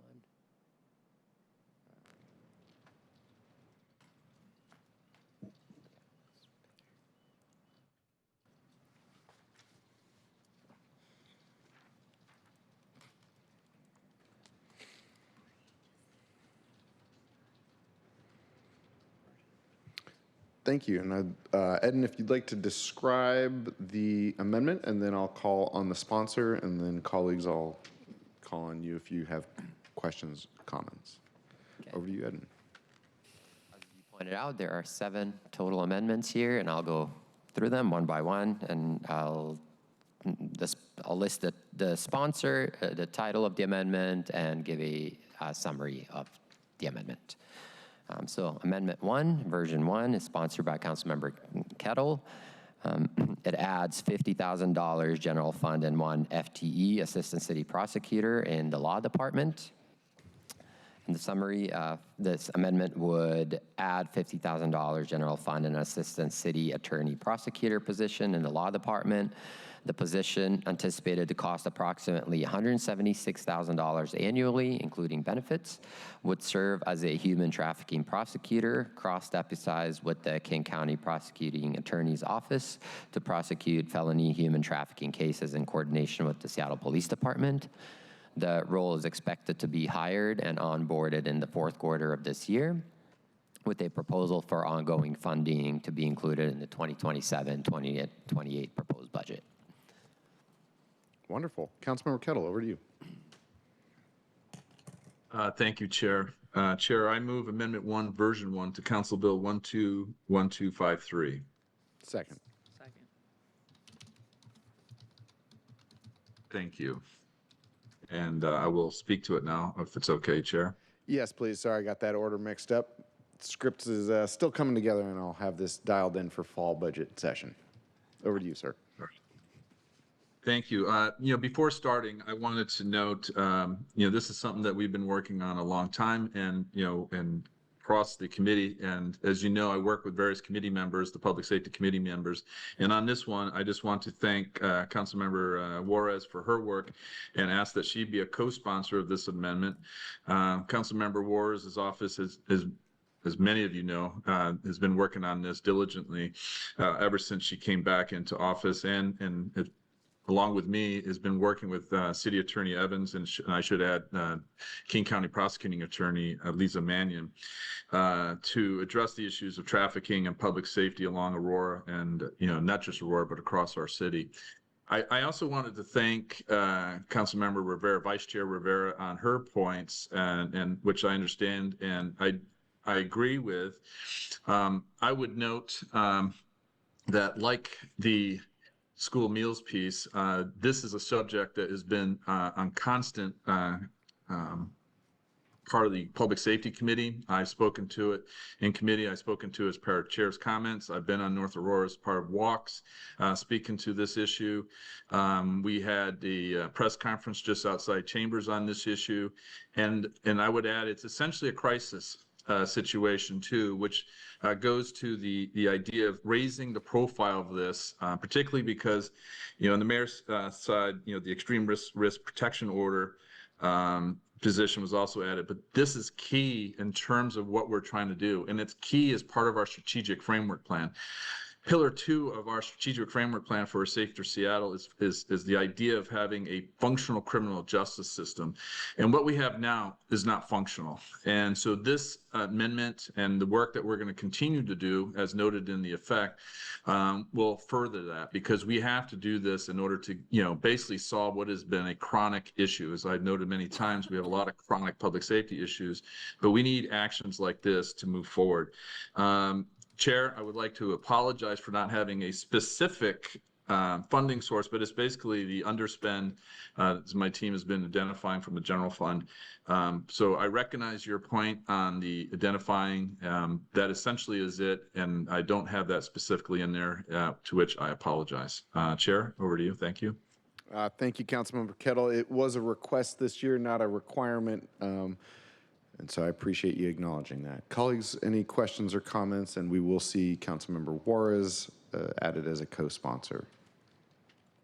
Councilmember Rivera? Thank you, Chair. I'll say again, Councilmember Kettle, thank you. I know we're all grappling with the public safety issues. I don't know what we would be foregoing in the 2026 budget by making this an ad now at the mid-year point. I think this is an ongoing ad, and as such, it makes most sense, and it's more fiscally prudent to be considering this at the fall budget deliberations that we will be having here in short order next month. But thank you for keeping your eye on the public safety issues. I will not be supporting this today since I have no idea where this money is coming from and what we will be foregoing today in order to add this here before 5 months or 5 weeks from now when we're going to be considering the full budget. Thank you. Thank you, Councilmember Rivera. Colleagues, any other questions, comments? I will be supporting this amendment because of the intensity in which we need, as well as the need to address not only what's going on at 12th and Jackson, but also what's going on in North Aurora. We need additional capacity within a cross-deputized prosecutors space, which we don't have enough of right now, and so I will be supporting this amendment today. Colleagues, any other questions at this time, comments? Amendment 1 to Council Bill 121253 has been moved and seconded. Councilmember Kettle, any final words? No, Chair, thank you. Thank you. Will the clerk please call the roll? Councilmember Kettle? Aye. Council President Hollingsworth? Yes. Councilmember Saka? Aye. Vice Chair Rivera? No. Chair Strauss? Aye. That's 4 in favor, 1 opposed. Thank you. The amendment passes. Amendment 1 to Council Bill 121253 has been attached. We will now move on to the next item, which for the general public's awareness, I don't like amendments at full council because I am a person that believes that committee work should be done in committee. What that also means is that if folks don't sit on the committee, they don't have the ability to sponsor their own amendments. I am bringing forward everyone's amendments, whether I agree with them or not. This one is one that I do agree with, but that's to the side. And so, I will move Amendment 2, Version 1 to Council Bill 121253. Is there a second? Second. It has been moved and seconded. I will pass it over to Eden to provide us the central staff summary, and then I will pass it over to Councilmember Foster for the sponsor summary. Over to you. Great. So Amendment 2, Version 1, sponsored by Chair Strauss on behalf of Councilmember Foster, with proviso $200,000 in Human Services Department's 2026 budget for a youth diversion and prevention program. This amendment would impose a proviso on the Human Services Department for $200,000 to support a youth diversion and prevention program. The program would serve young people aged 12 to 24 who are at immediate risk of losing housing or are currently homeless, including those who are couch surfing, facing eviction, or living in other unsafe living situations. Assistance could include, but is not limited to, support with security deposits, rental arrears, utility payments, and transportation needed to reach stable housing. Funding would be administered by a nonprofit agency rather than by HSD directly. Fantastic. Over to you, Councilmember Foster. Thank you so much, Chair Strauss. I appreciate that, and thank you for sponsoring this proviso. So first I want to say, I'll speak just briefly to the source of funds, and I appreciate the conversation around that. So the approach we've taken here is a proviso, and these are resources that come from the Low-Income Housing Fund and the interest earnings there, and my office has worked closely with the Human Services Department to make sure that they are supportive of this approach, which I would say they are both supportive and excited for this work. So just wanted to uplift that for the sake of transparency. And now I want to talk about why I'm bringing this forward.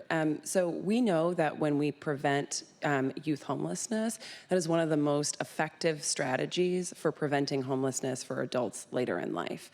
Young people who experience homelessness are 2.5 times more likely to experience homelessness as an adult. So when we invest in prevention strategies that stop our young people from ending up in shelter, we are investing in strategies that help them and that help us down the line. I'm also incredibly excited, and colleagues, you should have received a letter of support from the Washington Acceleration Fund. I'm so thrilled to have their support of this proviso. And every dollar that the city invests through this, the Washington Acceleration Fund will match 1-to-1. So our $200,000 investment here will become a $400,000 investment in the first year. And this is a fund that is proven to work, and the Washington Acceleration Fund is made up of the Campion Foundation, the Rakes Foundation, and the Schultz Family Foundation. These folks have worked on this fund at the state level, and I want to share some of the results with you. Where this has been implemented in Washington state, 98% of households exited into permanent housing versus 16% who exited into emergency shelter. So that means that we are preventing young people from ending up in emergency shelter. 87% remained stably housed 1 year after the intervention. And when it comes to the cost effectiveness, what we saw in previous places where this has been implemented is that on average, this fund invested $1,683 per household, which is a significant savings compared to the $9,556 per household when it comes to emergency shelter. So this is an effective approach, and it's a cost-effective approach. Data shows us that where this has been implemented previously, 53% of the households who have been served identify as BIPOC, 18% as LGBTQ+, 26% as pregnant or parenting. So these are vulnerable populations who we are serving. Lastly, I'll say the young people that have been housed and supported through this fund have been housed with an average of 3 days compared to 40 days in an emergency shelter or 114 days in rapid rehousing. So this really is an effective prevention-based approach. And I'll just share the way that this works. These are flexible dollars, and these are called no wrong door dollars. So that means that any certified provider is able to refer a young person to access these dollars, and they can be used for rent, they can be used for transportation. The idea is to be flexible to meet that young person's needs, because that is what's actually proven at solving young people from entering into homelessness. So colleagues, I ask for your support. I think as we work on our homelessness solutions, prevention has to continue to be a focus. And I again want to express my gratitude to the Washington Acceleration Fund and HSD for their partnership here. Thank you. Thank you, Councilmember Foster. Colleagues, questions? Councilmember Rivera. Thank you, Chair. Again, I want to thank Councilmember Foster for keeping your eye on youth and youth needs. Again, this is something I think this is a new program It would be ongoing, and I don't think the mid-year process is the process by which we should be considering this. This should be part of the budget process, which again, we're going to be starting in 5 weeks. So again, not based on the merit, but based on the mid-year not being the place where we should be considering ongoing funding. I know the department already supports this work to a certain extent. I appreciate your work with those partners, and I look forward to looking at this as part of the fall budget. But today I will not be supporting this mid-year ad. Thank you. Thank you. Councilmember Kettle. Thank you, Chair. I want to thank Councilmember Foster for this amendment and the rundown of the different factors, the different pieces of it, and in addition to the outside support, I think that's very important. To the previous amendment, obviously, in addition to working with our colleagues on the committee and the council, I was working with the judicial branch and then also the county on that one to ensure in sync, and will be done so with the next amendment too. I was just curious, again, I agree with the points made and everything. Can you just speak to whatever work or coordination or communications you had with HSD related to this proviso? Councilmember Foster. Thank you so much, Chair, and thank you, Councilmember Kettle, for the question. So our office has met with HSD and talked to them about this proviso before we brought it forward. Before we brought it forward. They are 100% supportive of this proviso. Director Kim and her team have been fabulous to work with. I believe part of the reason that they are so supportive is because this is a proviso of dollars that were already intended to be used around homelessness. So we are specifying the direction of them, and because they are aware and fully supportive of the one-to-one match and see this as an opportunity to increase the impact of our city dollars. Thank you. Thank you, Councilmember Kettle. Councilmember Rivera, is that a new hand? Yes, that's a new hand, Chair. Over to you. So if this is already in HSD's budget for this purpose, presumably they could use the funding to do this already. Why do we need to do this as part of the mid-year to proviso the funding if they want to do this and they already have funding to do this? I'm confused. I'm going to turn this one over to central staff and to the budget director if she should choose to want to engage. Please, Ally. Thank you. Over to you. I would just offer, in my understanding, I wasn't involved in those conversations with the council office and the department, but my understanding is that what this proviso does is just provide specific direction on how to allocate a portion of the funds that were already in the budget. And so sometimes, I mean, I would say as budget director, this is my favorite kind of proviso. It is just providing some guidance on funds that are already in the budget and a clarifying intent. And so it is aligned with what the department was thinking. I think that's good collaboration between the council and executive offices. Chair. Councilmember Rivera. Thank you. Thank you, Ally. So this money is already at HSD and they want to use it for this purpose. So really they didn't need the proviso. So it sounds more like a partnership that Councilmember Foster, you wanted to have with the department about this particular money, but it's not really adding money. It's just already using existing funds for this purpose. Is this correct? Of the 2026 money? That is my understanding, and I think sometimes a proviso is an opportunity to provide sort of transparency and clarity on a little bit more specifics than what was in the original sort of appropriation that added the funding. So in this case, that is how I interpret this proposed amendment. Thank you. Thank you, Ally, and thank you, Chair. In that case, since this is money that's already in the 2026 budget, that we're just saying you should use, they want to use for this purpose. It sounds like they want your blessing, Councilmember Foster. I will support this particular amendment. I will say that this goes to the transparency I was talking about earlier. It is at this mid-year point making these kinds of changes. This is the first time, and on Friday was the first time I'm looking at this amendment. I'm not understanding this was already money that the department had for this purpose, and it sounds more, it's like signaling something we support. is how I would put it. So again, I'm concerned about this transparency piece, but given this money is already in there for this purpose, I'll support this amendment. Thank you.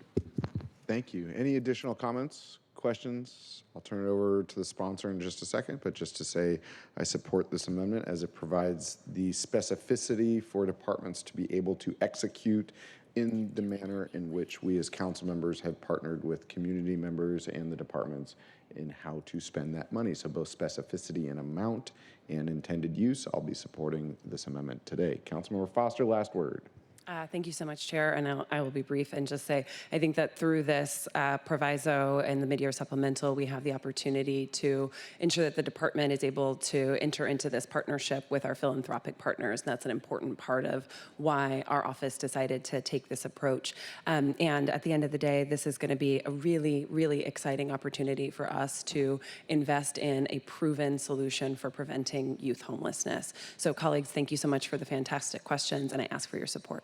Thank you. Will the clerk please call the roll on Amendment 2 to Council Bill 121253? Councilmember Kettle. Aye. Council President Hollingsworth. Yes. Councilmember Saka. Aye. Vice Chair Rivera. Aye. Chair Strauss. Aye. That's 5 in favor, 0 opposed. Thank you. We will now move on to the next amendment. And Councilmember Kettle is the sponsor. Councilmember Kettle, would you like to move Amendment 3? I can do so if you'd like. I move Amendment 3, Version 1 to Council Bill 121253. Second. Thank you. We'll turn it over to Eden and then back to Councilmember Kettle. Thank you, Chair. District 6-7 on this one. Amendment 3, Version 1, sponsored by Councilmember Kettle, would add $15,000 general fund to Woodland Park Zoo for citywide coyote coexistence planning. This amendment would provide $15,000 to support Woodland Park Zoo's development of a comprehensive coyote coexistence plan for the city of Seattle. The funding would cover staff time and stakeholder engagement necessary to review best practices from other municipalities and experts, develop policy and procedure recommendations, outline community engagement and education strategies, and create an implementation framework for a coordinated citywide response. Thank you. Councilmember Kettle, over to you. Thank you, Chair, and thank you for the assist at the beginning there. I was trying to get my my pointer on the audio and video buttons, but I wasn't quick enough. But I'm glad you did, because you noted that this is a 6-7, and for the young people out there, I'm doing the hands for that. I think it's still cool. I may not be, but I'm taking that risk. I say 6-7, as you noted, because this is an issue and that's impacting many neighborhoods in District 7, Queen Anne, Magnolia, but also to the north. And as you have Woodland Park, it is the premier location for this. And we've been working with Woodland Park Zoo and parks on these issues. And it is a citywide issue, and it's problematic for neighborhoods across the city, and we need to do something before something goes wrong tragically. And we've had some near misses along those lines, like in District 7 and Queen Anne, but again, the professionals at Woodland Park Zoo, they're on this and they can help do this. Now, I recognize, again, to Councilmember Vice Chair Rivera's point, but this is a chance to raise the profile of this. It is only $15K, so I'm asking for everyone to look into their heart to support this, because it doesn't have any dedicated funding other than general fund underspend for it. And again, this is going to make a big difference for those impacted communities and neighborhoods. Thank you, Chair. Thank you, Councilmember Kettle. Colleagues, any questions or comments? Councilmember Rivera. Thank you, Chair. Where is all this underspend coming from? And so I'm going to say now that for next year's mid-year, I'd love to see a process like we do at full council. Will we get the opportunity to know where underspend is available and where it's coming from? Again, it goes to the lack of transparency.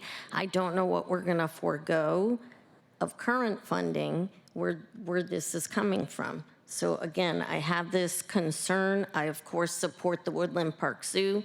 This is something we should be considering as part of the upcoming budget. And if we're going to start looking at underspend at the mid-year, then we should have a process for doing that so that we all have the transparency on what what we think we will have in terms of underspend by the end of the year that we're allocating at the midpoint. Thanks, Chair. Thank you, Councilmember Rivera. I'll just take issue regarding your characterization of the transparency in which we are engaging in. All council members have the equal opportunity to meet with the budget director and with central staff ahead of these meetings, as well as we have taken budget reform processes and content throughout these times. As you see today, we've requested folks to be self-balanced. This one is not, but I also find it, as colleagues, we all know, I think we had 4 select committees this last month. Everyone's got a very busy schedule, and it is also very important that we are taking meetings outside and coming with all of the information possibly necessary for these meetings. So with that, colleagues, additional questions, comments on Councilmember Kettle's amendment? Councilmember Kettle, last word. Nothing except for to thank the chair for that last point, because it is very true. Colleagues, I ask for your support. Again, look inside your heart for the small ad in terms of addressing our challenge with coyotes. All right, thank you. Thank you. Will the clerk please call the roll? Councilmember Kettle. Aye. Council President Hollingsworth. Yes. Councilmember Saka. Aye. Vice Chair Rivera. No. Chair Strauss. Aye. That's 4 in favor, 1 opposed. Thank you. The Amendment 3 passes and will be attached to Council Bill 121253.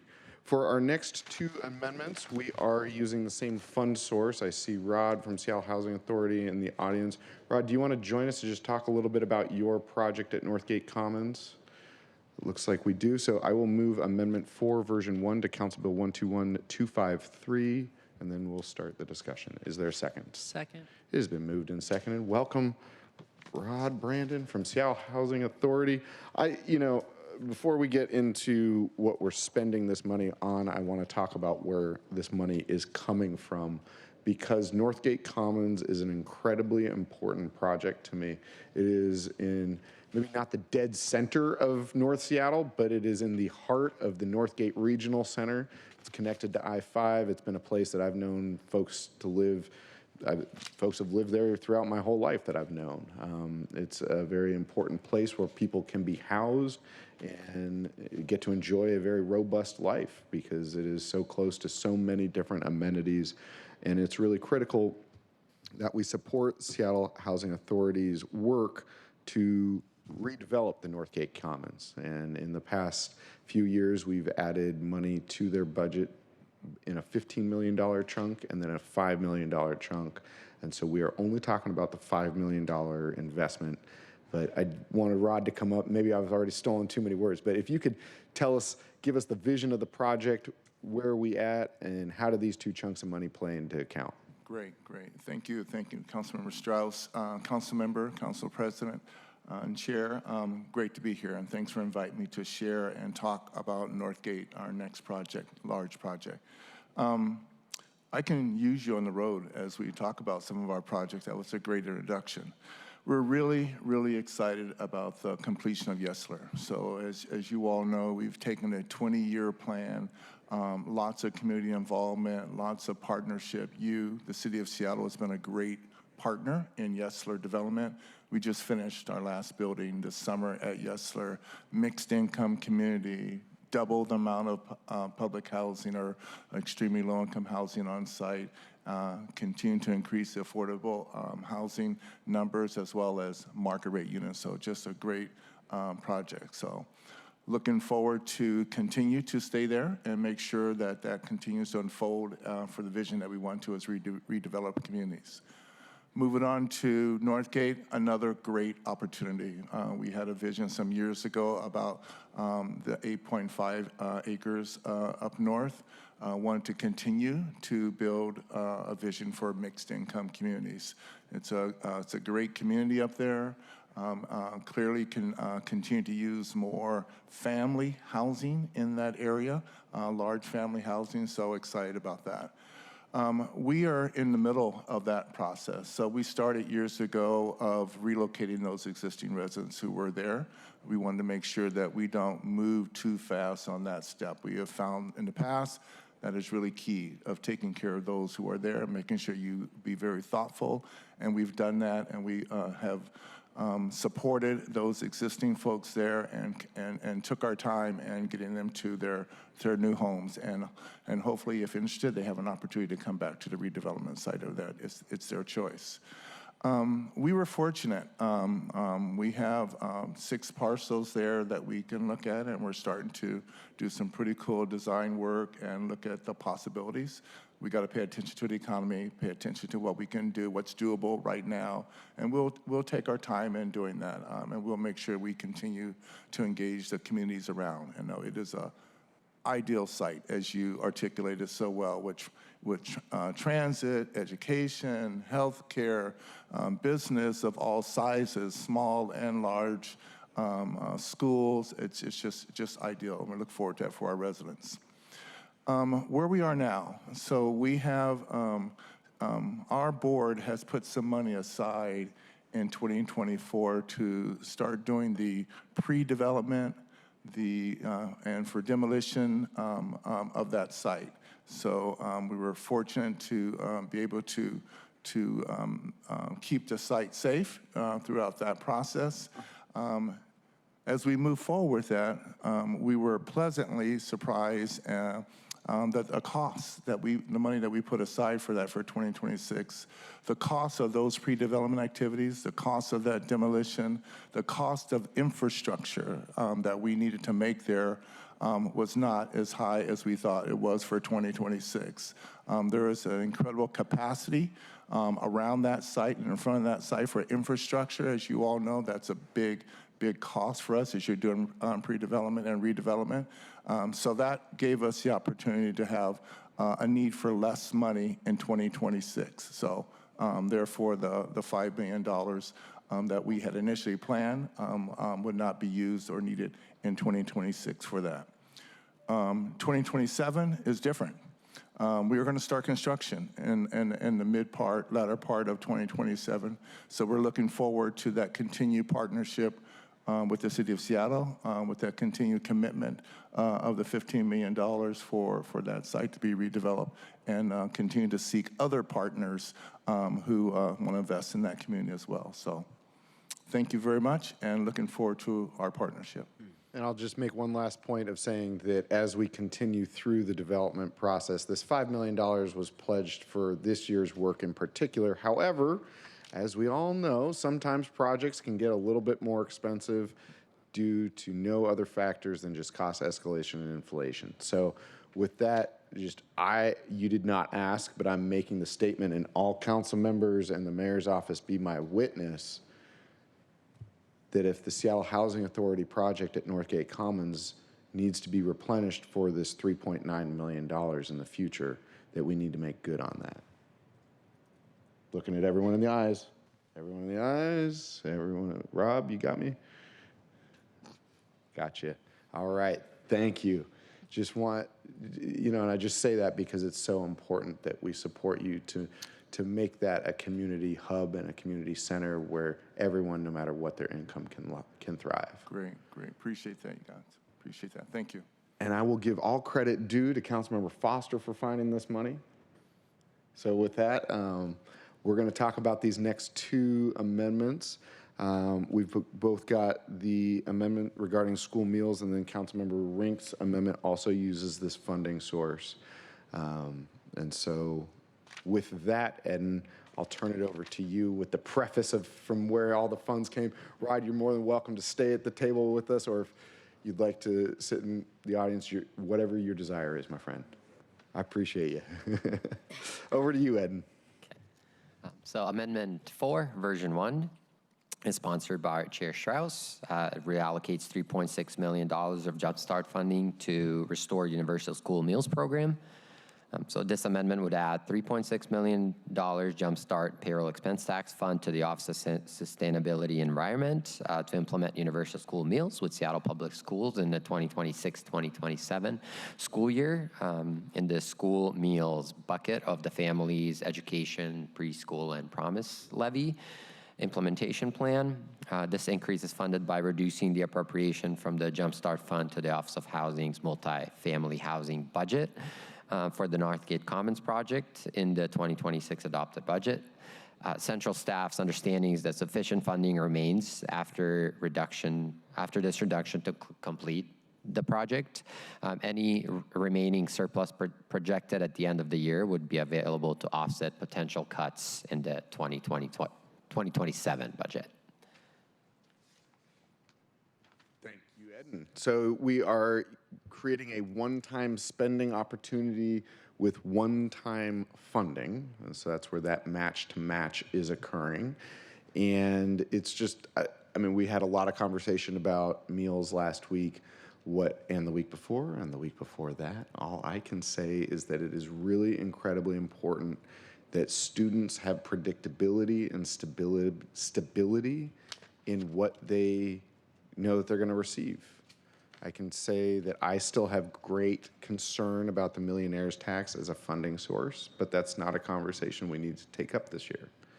Right now, we just need to make sure that the youth know, but I just highlight that if the millionaire's tax does not go through or is recalled, and then there are future funding years that are uncertain that we're going to have to solve for, because what's most important is that students, our kids, are just able to expect what we tell them that they can expect. I think the greatest harm comes to say, like, you do have universal meals next year, and then suddenly you don't, and then you do, and then you don't. And I say that because for so many kids, school is that safe place. It's that safe and stable place, and food is a really big part of it. Making sure that kids are fed is how they learn. Hunger kids don't learn well. And what's even more incredibly important than that is for those who need a little bit more help, we haven't been helping them on weekends, and we haven't been helping them on breaks. And when they don't have access to that safe place in their life, they should still have access to food so that they are not hungry when they're not at school. And so that is just what's incredibly important. I cannot thank Council Member Foster and Council President Hollingsworth for bringing forward the weekend meals proposal that is now going to fund weekend and break meals for 6 years. And I'm also excited that we've been able to find a one-time funding source to take care of the next school year.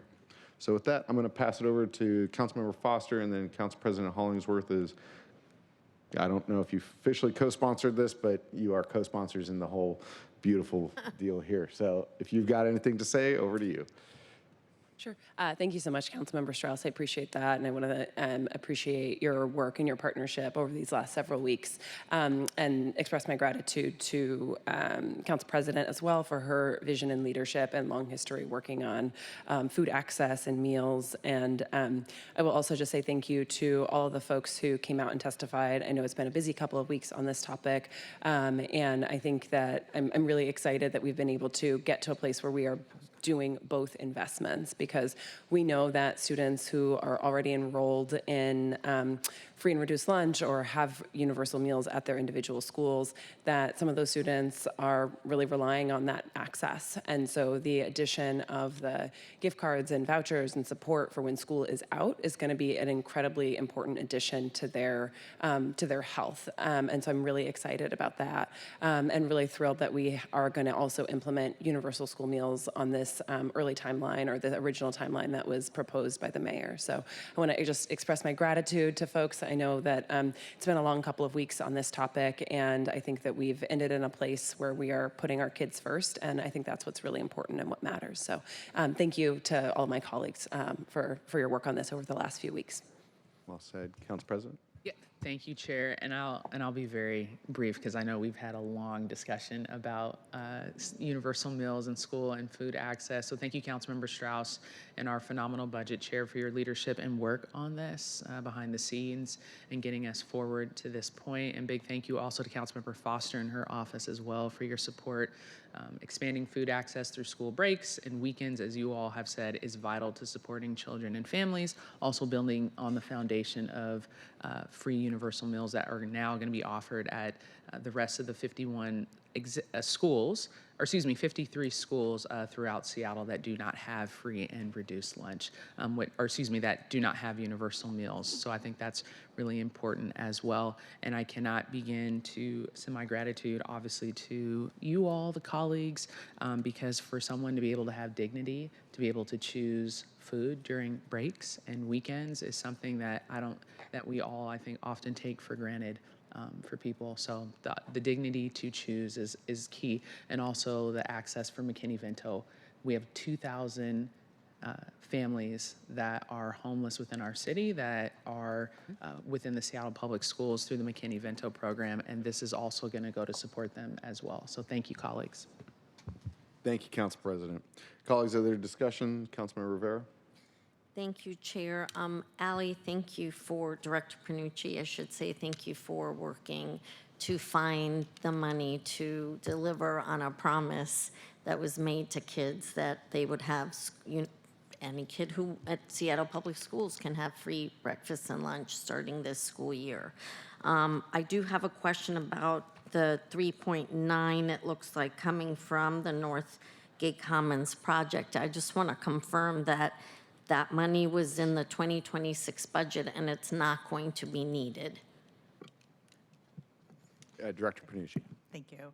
The $5 million was added in the 26 adopted budget, and in fact, it was proposed by the mayor, and then council moved it to the Office of Housing's budget. I think I was actually working with Councilmember Councilmember Foster and Councilmember Juarez through conversations with the Seattle Housing Authority that it was determined that the $20 million commitment for the project with the Seattle Housing Authority could be reduced to $15 million.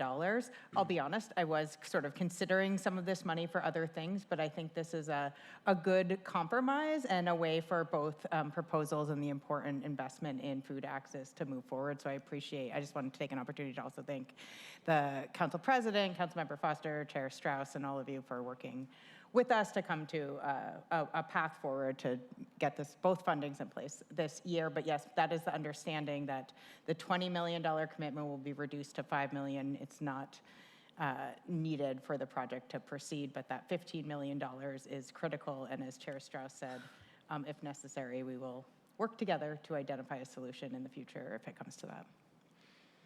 Chair. Please.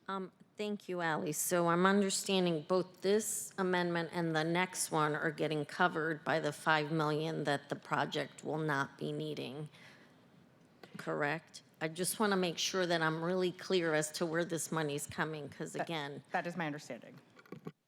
Okay. And then I'll say, Chair, this idea of underspend at this mid-year point is not actually realistic. Underspend comes at the end of the year when we know what money was actually not spent. So anything that we reallocate at the mid-year and that we're calling, it's really projected underspend that we're not sure we're going to have. So this is why I have this concern about using what is getting labeled as underspend.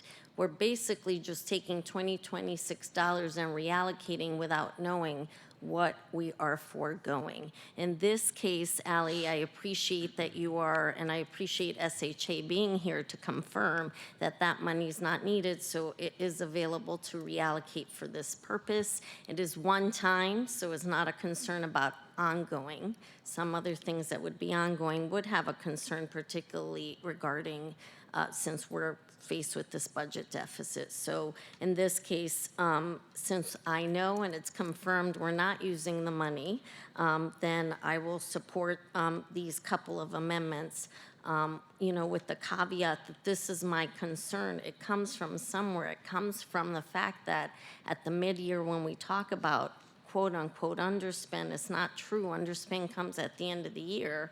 And then it's often used, to Ally's point that she made a minute ago, it's used to make up whatever money we're going to need for the following year. And I think that's really important.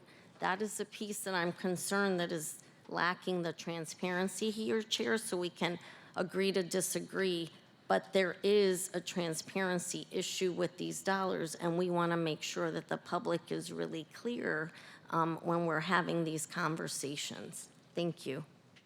Thank you. And this funding was put in the budget with the advocacy of Council Member Juarez. I've talked to Council Member Juarez. She's good. I will also say, just for clarity, there's a $15 million bucket that is being used. There's a $5 million bucket that does not need to be used at this time, but may need to be used again in the future. And so we are able to use those one-time dollars now. And I looked everybody in the eye, and everybody said that they'll replenish these funds if we get to a place where we need them. So as long as we're good there, I think we're good. All right. Well, we're all just very excited to make sure that kids are fed. No final comments. I'm going to move Amendment 4 again because we've been talking so much I can't remember if I moved it. I'm going to move Amendment 4 to Council Bill 121253. Is there a second? Second. Moved and seconded. Will the clerk please call the roll? Councilmember Kettle. Aye. Council President Hollingsworth. Yes. Councilmember Saka. Aye. Vice Chair Rivera. Aye. Chair Strauss. Aye. That's 5 in favor, 0 opposed. Thank you. Amendment 4 to Council Bill 121253 passes. We will now move on to Amendment number 5. I will, on behalf of Councilmember Rink, move Amendment 5 to Council Bill 121253. Is there a second? Second. Thank you. Been moved and seconded. Eden, if you'd like to brief the amendment, and then I'll turn it over to Councilmember Rink. Great.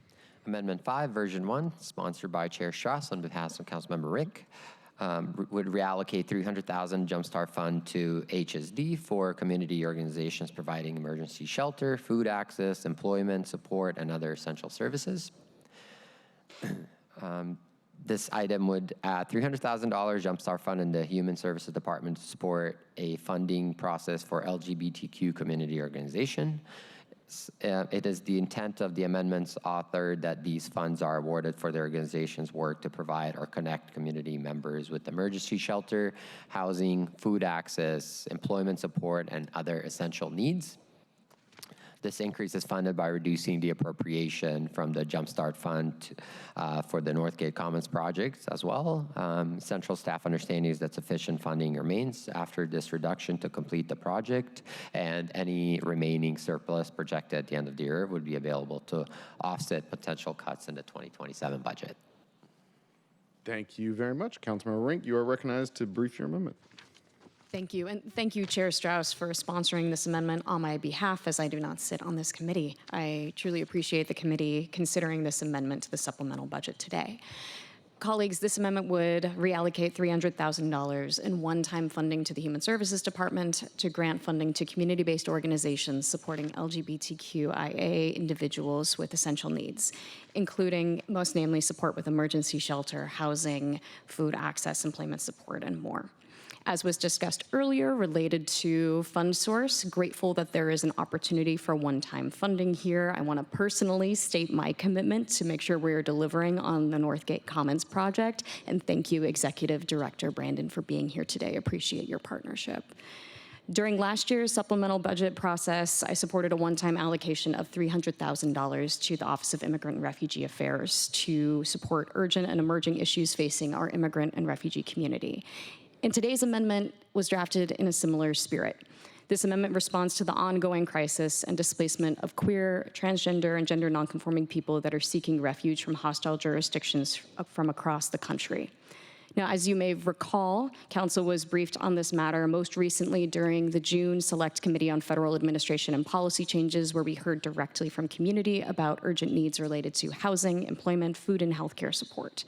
But this has been a continuation of a discussion that began last year when we had Lavender Rights Project, Queer Power Alliance, and Pro-Choice Washington also at the committee table discussing access to affirming care in our state.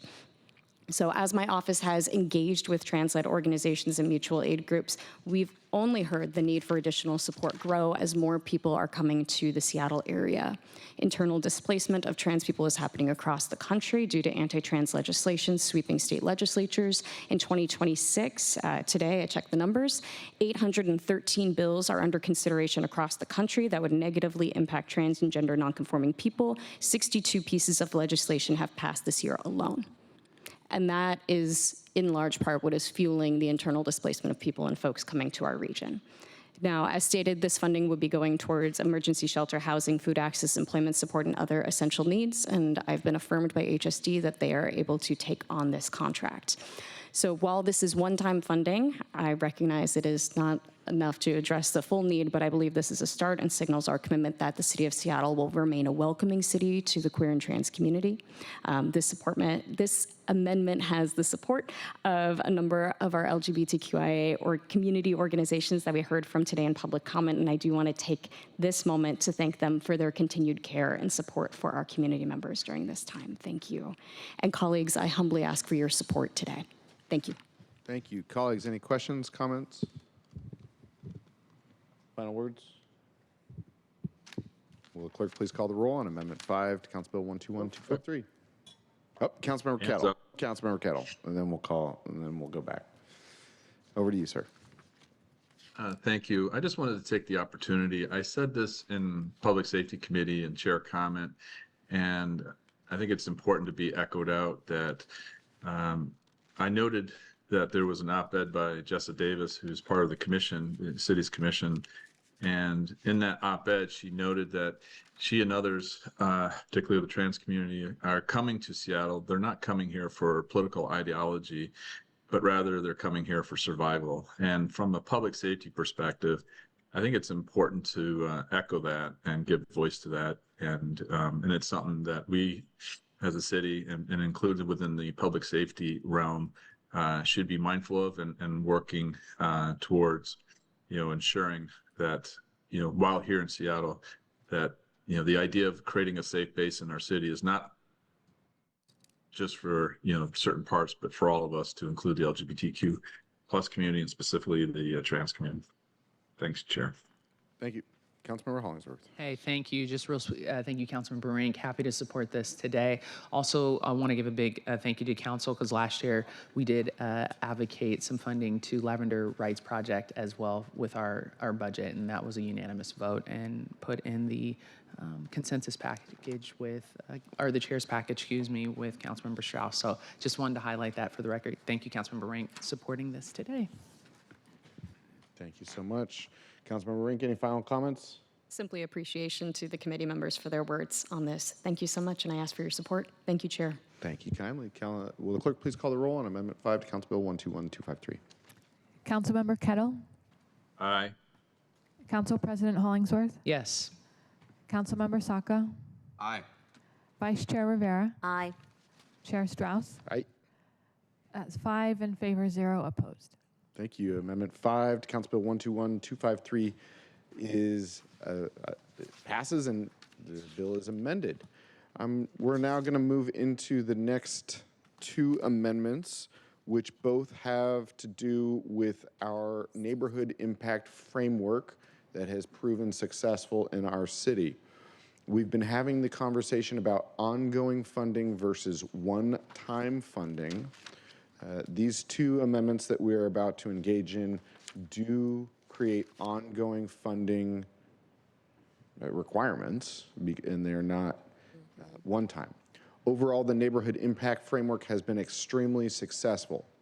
This pilot has scaled rapidly and is due for an overall check-in, because we have a number of different ambassador contracts that are at different rates and different sizes. We have public safety coordinators in different neighborhoods that are maybe not all evened out across the board. And we've got this model working really well in a number of neighborhoods, and it's at the go time where we need to start rapidly deploying this model throughout our city. We've had the plan to turn it from pilot, we've had the plan to turn from proof of concept into pilot, into being deployed into multiple neighborhoods. Now is the time that we need to have that check-in so that we can right-size all of our investments to make that next big jump, so that neighborhoods from Lake City to Rainier Beach, over to White Center, even though it's unincorporated, King County is still part of our city, over to other parts of our city, these areas need our neighborhood impact framework because of its success. And this summer, just as we've been going along on our expansion route, this summer, the planned expansion is to include a outreach worker for Chinatown International District. The plan had been for, and that's because we'd already had ambassadors last year. For Capitol Hill and First Hill, the plan right now is for that public safety coordinator, and the next step is ambassadors. The neighborhood impact framework does need to expand, and we need to right-size our investments. At this point, for the neighborhood impact framework to be successful expanding beyond what we have planned for, we just need to get our own plan in order. And so, Councilmember Lynn, I'm bringing this amendment on your behalf. Over the course of the last month, I've brought up the next steps for the CID Neighborhood Impact Framework with the case manager. I've brought this up several times with you, 3 times, I believe, over the last month. Is there a reason that this proposal was not discussed in any of those conversations and only shared on Friday as part of the posting of the agenda? Thank you, Chair Strauss, and my apologies for the late ask. Part of this was relating to, and first let me say, thank you for all your incredible work on the neighborhood framework, impact framework, and for your leadership on that, and for spreading this this good work to other areas of the city, including in the CID in Little Saigon. And certainly we've been working with the executive on making sure they have been hiring for Little Saigon in the CID. As you've probably heard, North Beacon Hill, there are some issues where the activity in Little Saigon goes over to North Beacon Hill, and it is reaching a crisis level, and there are weird jurisdictional issues between the South Precinct and the West Precinct because of the jurisdictional divide. We'd spoken about whether the neighborhood coordinator could work across that boundary to go to North Beacon Hill, and they said it was important for them to stay focused on the CID in Little Saigon. And so that was where we felt the need for to expand the neighborhood framework across the bridge into North Beacon Hill and to North Rainier, where these are the hot spots for crime in District 2. And again, these are neighborhoods that are not typically ones that come in and sort of raise the white flag or raise the flag lightly, but it has gotten to such a crisis level that they've been calling out for help. So my apologies again, and I know this is a big ask, and certainly not the way I would like to do it in the future. So my sincere apologies for the last minute request, including an amendment that I just circulated a moment ago. But I would love to move it and speak to it a little bit more, if that's okay. And so my question was, I've been working to support you and your work in the Chinatown International District, 12th Jackson. I spoke to the police chief yesterday, and I brought up my 3 priorities for the city, which is finding the murderers of these kids. We had another young man shot last night. We have to find these murderers. We have to address 12th Jackson. We have to address North Aurora, and in my district, it's the industrial zone down in Ballard. Those are my 3 citywide priorities and my 1 district priority. It has been a priority of mine to support and set up the neighborhood impact framework. I guess my conversation was, I had shared with you, the conversation of what more needs to be done, but I hadn't heard anything more from you. And And then when we talked on Friday, I suggested maybe this route, but we're just getting it now. Can you share what's happened between Friday and today? Again, I really understand your and I really appreciate your focus on the Lower Saigon and CID and part of this was again wanting to make sure that there was similar kind of outreach focus for North Beacon and North Rainier and that's I'm not sure how to say other than that. In terms of sort of our proposal on Friday, what we had identified was potential graffiti funds as well as some potential CCT funds which had not been spent. And then we got some feedback that the request was a little bit, was a lot, as well as concerns about the CCT funds. So we were this morning scrambling, and I know that that's not ideal, to reduce the ask and to take out the CCTV funds from that ask. So that's how we ended up where we are at this moment. Okay, and so the amendment that you've distributed was not distributed to council members before 5 p.m. last night. So your amendment to the amendment would require the rules to be suspended. Is that correct understanding? I'm seeing affirmative head nods. That is correct. What I have displayed right here is Amendment 6 version 2, which is a walk-on amendment essentially that was distributed just now. But I do have the latest one up on the screen. So if we are to suspend the rules, or I just need to know which amendment to display on the screen, if it's version 1 or 2. Yep. All colleagues, I provide my I provide my offer, and specifically to you, Councilmember Lynn, my actions through the course of the supplemental budget have demonstrated that I'm here to support your work, whether it is directly in CID, 12 Jackson, North Beacon Hill. You don't need to make the case. I can see it, and I know we need it. That said, the process for this amendment has been winding, and we now have a walk-on, and that hasn't been posted to the agenda. I guess, Councilmember Lynn, you know my strong desire not to bring amendments to full council. I don't feel comfortable with all of the changes that have been occurring in these last few hours. I didn't even, colleagues, for your awareness, I wasn't aware that there was a walk-on until we were past public comment today.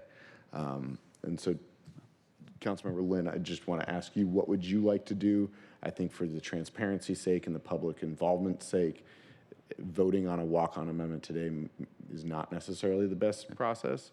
You know my desire not to bring amendments to full council. I think for an ongoing program such as this, where we are now expanding into a new neighborhood, the neighborhood impact framework, which I think is a good idea to expand it into a new neighborhood. I just also think that we need to get our own house in order before we start making new promises without plans. So just want to check in with you. Do you want us to take a vote today? Do you want to come back to full council? How do you want to proceed?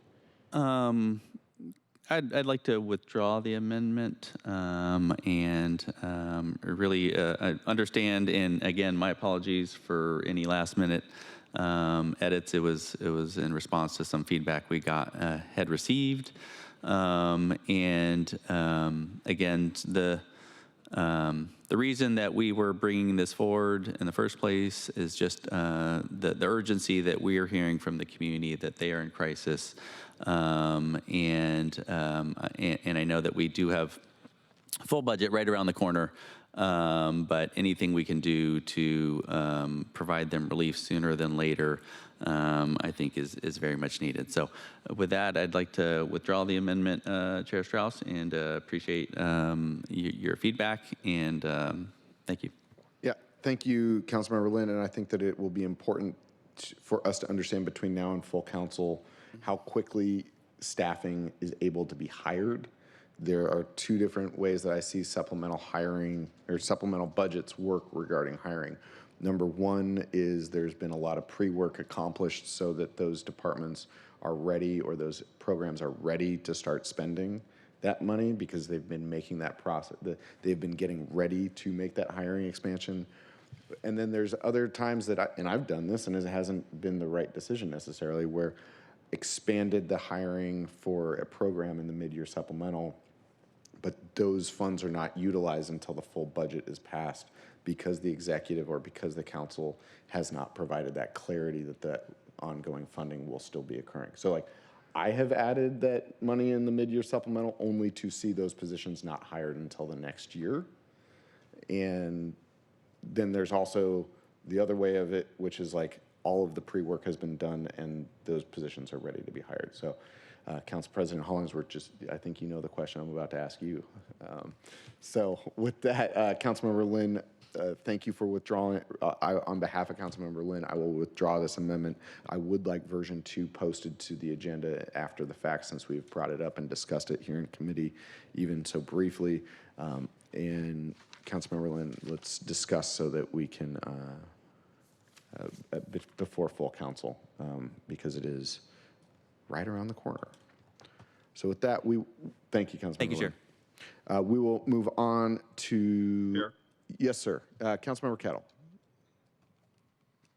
Thank you, Chair. I just wanted to note, I wanted to thank Councilmember Lynn and, for highlighting the challenges for North Beacon Hill. I've done a public safety walk with him. I've been in that area and with him and others, and it is a challenge. And I understand the West and South Precinct point too.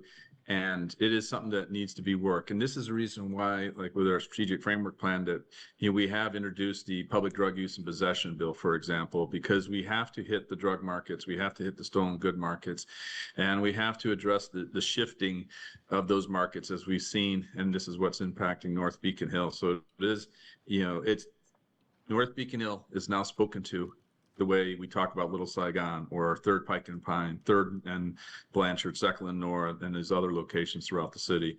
And so this is something definitely that we're looking to do. And we're doing it with some of the other bills that we're doing, in fact, that will come up this afternoon in full council. So again, I just wanted to acknowledge the challenge, the crisis, the community that's being harmed, the neighborhood that is being harmed in North Beacon Hill. So thank you, Chair. Thank you. We're going to move on to the next amendment. Council President Hollingsworth, you are recognized to move Amendment 7. Thank you, Budget Chair. I move to amend Council Bill 121253, Amendment 7, Version 2. Thank you. Second. It has been moved and seconded to amend Council Bill 121253 with Amendment 7, Version 2. And over to you, Eden, for the report, and then I'll pass it to you, Council President. Thank you. Thank you, Chair. Amendment 7, Version 2, sponsored by Council President Hollingsworth, would reallocate $250,000 general fund from Seattle Police Department to community violence interruption ambassadors.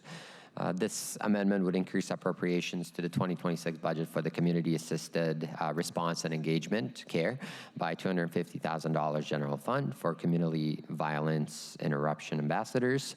This appropriation would be funded by a reduction of $250,000 from the 2026 Seattle Police Department budget, originally appropriated for a proposed expansion of CCTV cameras to the Capitol Hill neighborhood, a total of $435,000, which is not expected to be spent in 2026. The mayor has ordered a study on the effectiveness of CCTV, and pending the results of that study, repurposing these funds may have implications on future decisions. So if a decision is later made to pursue the CCTV expansion, the funding will need to be reappropriated. Thank you. With that, Council President. Thank you, Chair. Thank you, Eden. Thank you, colleagues, for your engagement on this And let me just explain and walk through this. I'll be fairly quick because I know we are reaching into almost 3 hours into this really great mid-supplemental budget process. So the reason why I voted yes in Capitol Hill and near Garfield last year for the cameras was to interrupt gun violence and the shootings that was plaguing our communities. Our East Precinct and Seattle Police Department do their best to interrupt gun violence with the limited resources they have. These cameras were a way, when I voted on them, to identify shooters, not necessarily to deter crime, but to identify shooters that were heavily concentrated in certain areas within our city. For the note for the record, the crimes that have been solved regarding some of the gun violence in our city have been captured by private cameras. So understanding the funding, this funding is redirecting in my last attempt to get eyes on the street to protect our kids who are constantly victimized by shootings. Something has to be done, obviously, you all know, to protect our babies. I know that we all want to do that.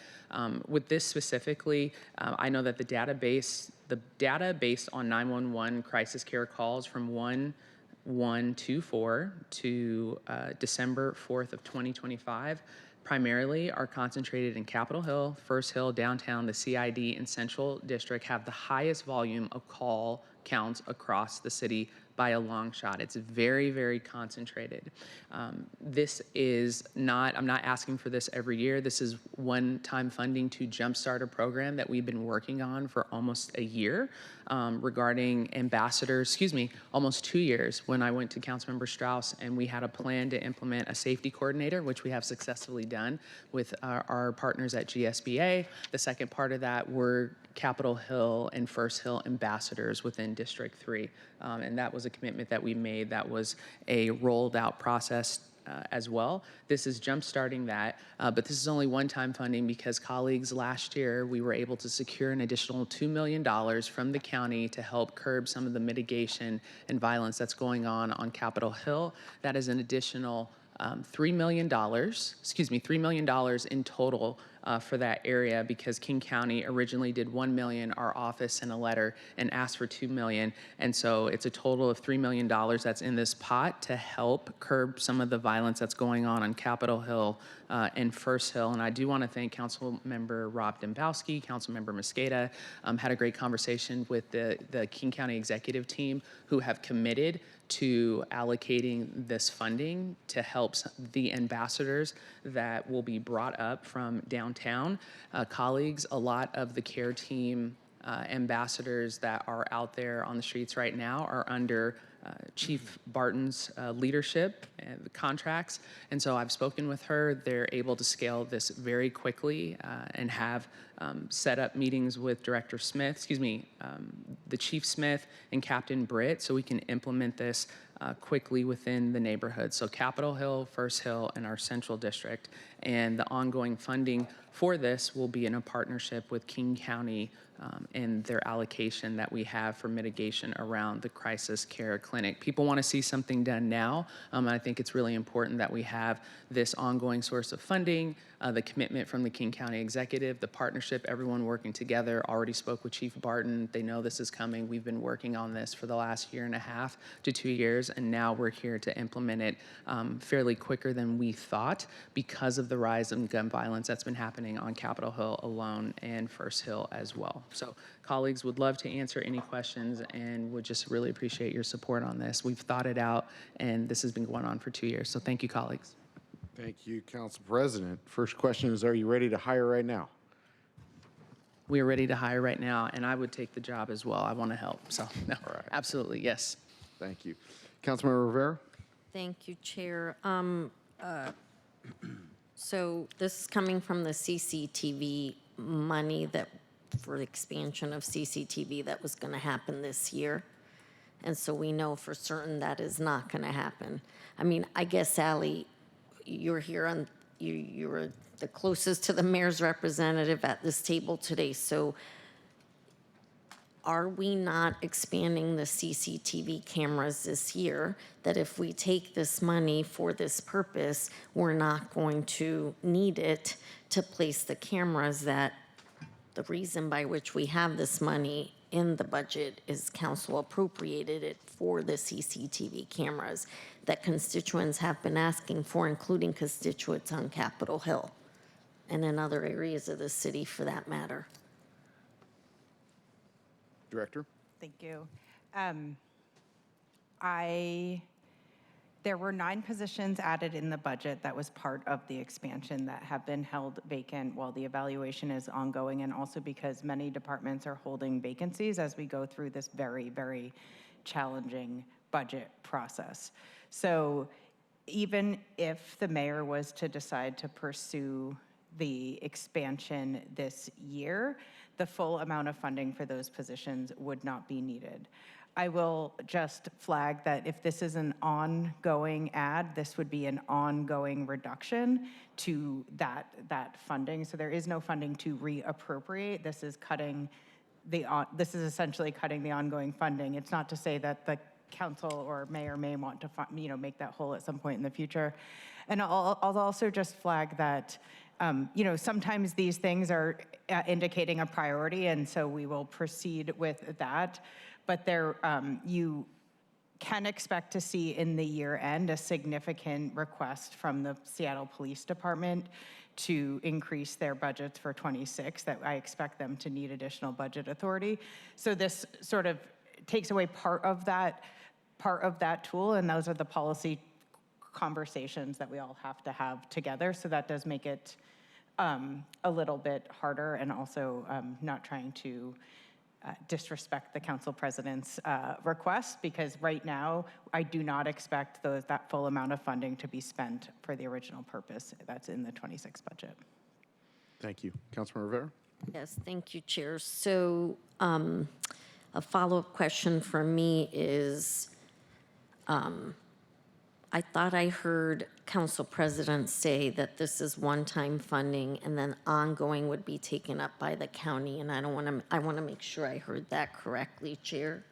Council President? May I, Chair? Yes, please. Yeah, you absolutely heard that. I have commitment from King County that this is an ongoing, this is the intent behind this is to jumpstart this early, and we have identified funding within King County that this is part of the rollout plan for the mitigation regarding the crisis care clinic and activity on First Hill and Capitol Hill. That is correct.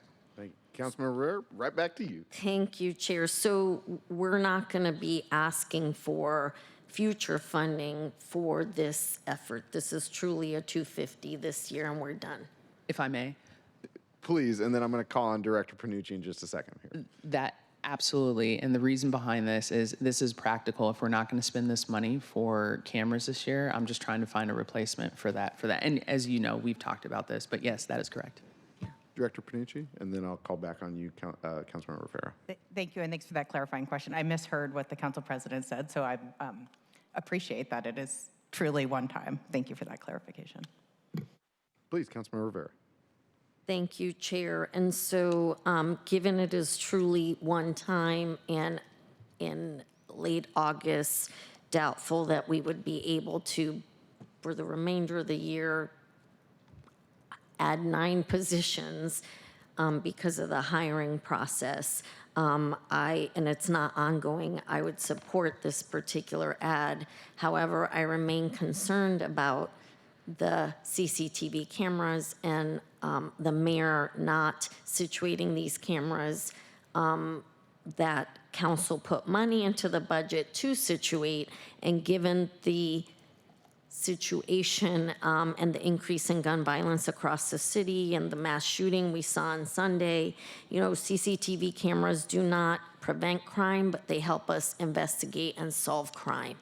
And so I'm going to publicly say to the mayor right now that I want those CCTV cameras placed. I appreciate Council President. We did have a conversation about the fact that if they are not going to be placed, which was the expectation of Capitol Hill neighbors, that it forces us then to figure out what other things we can do to respond. And while I appreciate the looking for other ways to respond, as you all know, I've been looking at other ways to respond as well. it puts us in a really precarious situation with constituents to not deliver on what we think is needed in order to respond to the gun violence that we're seeing. This is not great. It's not a great way to do it. While the mayor was doing this study, we have received a letter, I will say we all have received a letter from a number of organizations, including Climate Pledge Arena, Seafair, Visit Seattle, Chihuly, Seattle Convention Center, Space Needle, Seattle Storm, Capitol Hill Block Party, and the Washington State Ballpark Public Facilities District, asking the mayor to situate the CCTV cameras where we said we were going to put them, where SPD said they were going to put them, including the 22 that are already placed and not activated at the stadium district. So this is all of concern to me, what is happening with the CCTV cameras and the lack of implementation from the mayor, both in reactivating the ones at the stadium district and then continuing the expansion that we gave money to do and that constituents have consistently asked for. So I thought it was important for me to raise this now because we are talking about taking some of the CCTV, a smaller portion of it, to do this particular effort. Council President, thank you. I know you are trying so hard to respond to your constituents, and it's unfortunate that the CCTV cameras that they've been asking for have not been placed. Thank you, Chair. Thank you, Councilmember Rivera. Councilmember Kettle. Thank you, Chair. I wanted to speak to this. There's two parts here. Community violence interruption, yes, 110% agree. We have to do more. Okay, put that to the side. On the other hand, we provisoed the technology-assisted crime prevention program for a reason. It is critical as part of what we're doing to create a safe base in our city. Contrary to Seattle Times reporting this morning, it's only the NYU report. Please don't scroll down. The NYU report is due, expected in September. I am confident how the NYU report is going to come out. And then the mayor should push forward on the CCTV cameras. And SPD can obligate those funds here in this calendar year. They've already done it with the first tranche in the 3 areas. They've already done it with the stadium district, and they can do it for the second half of the phase 2. Full stop. And I would note that it's unconscionable in terms of what the mayor's been doing with this program, because we vetted this program. We built in so many protections in this program. We built in so many safeguards, protocols from top to bottom. So the fact that she hasn't done anything on those 9 positions is unconscionable. We need to be moving forward. And we need to be pressing once the NYU report is done and delivered in September. 110%. So while, yes, and this is what we're doing in terms of the public safety side and community violence interruption, but we cannot take this money from our proviso technology-assisted crime prevention program, which we will proviso again next year for good reason.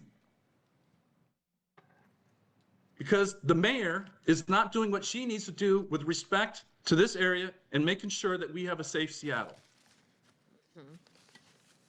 So Chair, and sorry, Council President, but I am a no on this amendment for that very reason. The second hand, not the first hand. I'm on, again, 110% support regarding community violence interruption initiatives and work.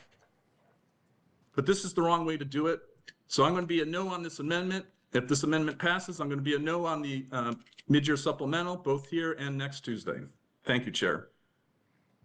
Thank you, Councilmember Kettle. I will say that I understand the need to get boots on the ground right away, and I understand where Council President Hollingsworth is coming from. And so I'll be supporting this amendment.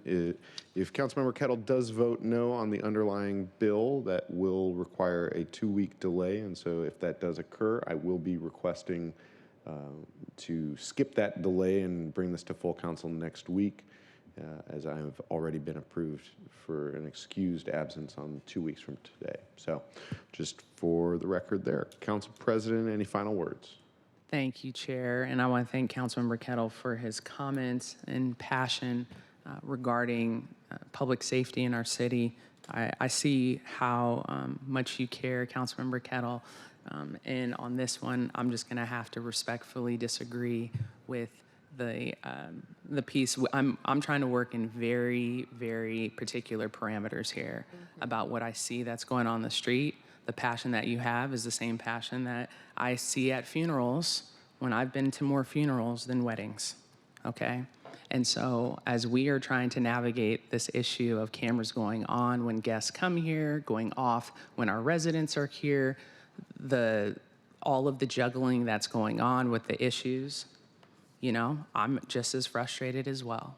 And so it's not to knock anyone for their vote, yes or no, on this, because I know that we all care about this work. I know that we all care about keeping our kids safe. I know that you care, Councilmember Kettle.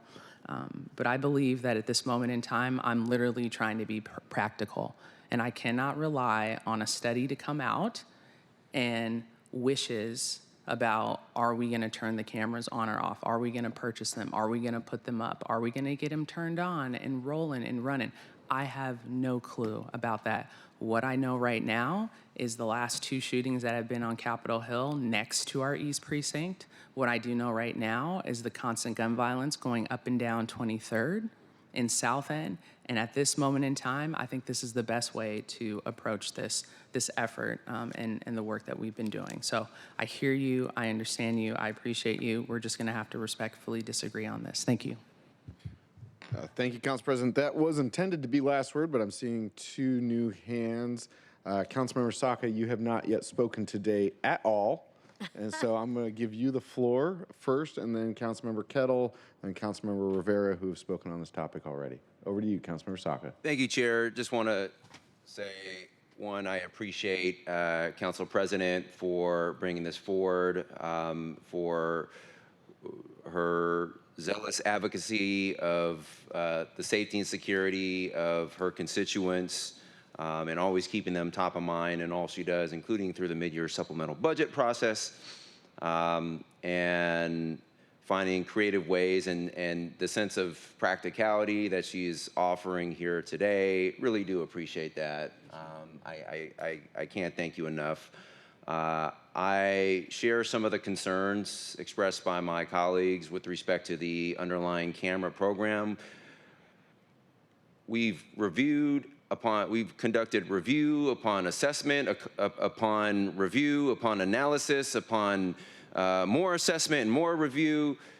We're at a point where beyond analysis paralysis on this one issue. Who knows what the pending forthcoming NYU report is going to say, but I'm confident it's not going to materially impact the analysis that has already been conducted to date. We need to get out of the sunken place. Snap out of it. Shootings like this, like the one that happened a week ago, week and a half ago or whatever, remind us that there's plenty more work to do. And no, I don't think anyone here, I'm certainly not hanging my hat on the violence or gun violence prevention nature of cameras. Are they going to prevent crime? Probably not. Are they going to make some people think twice? Yeah, absolutely.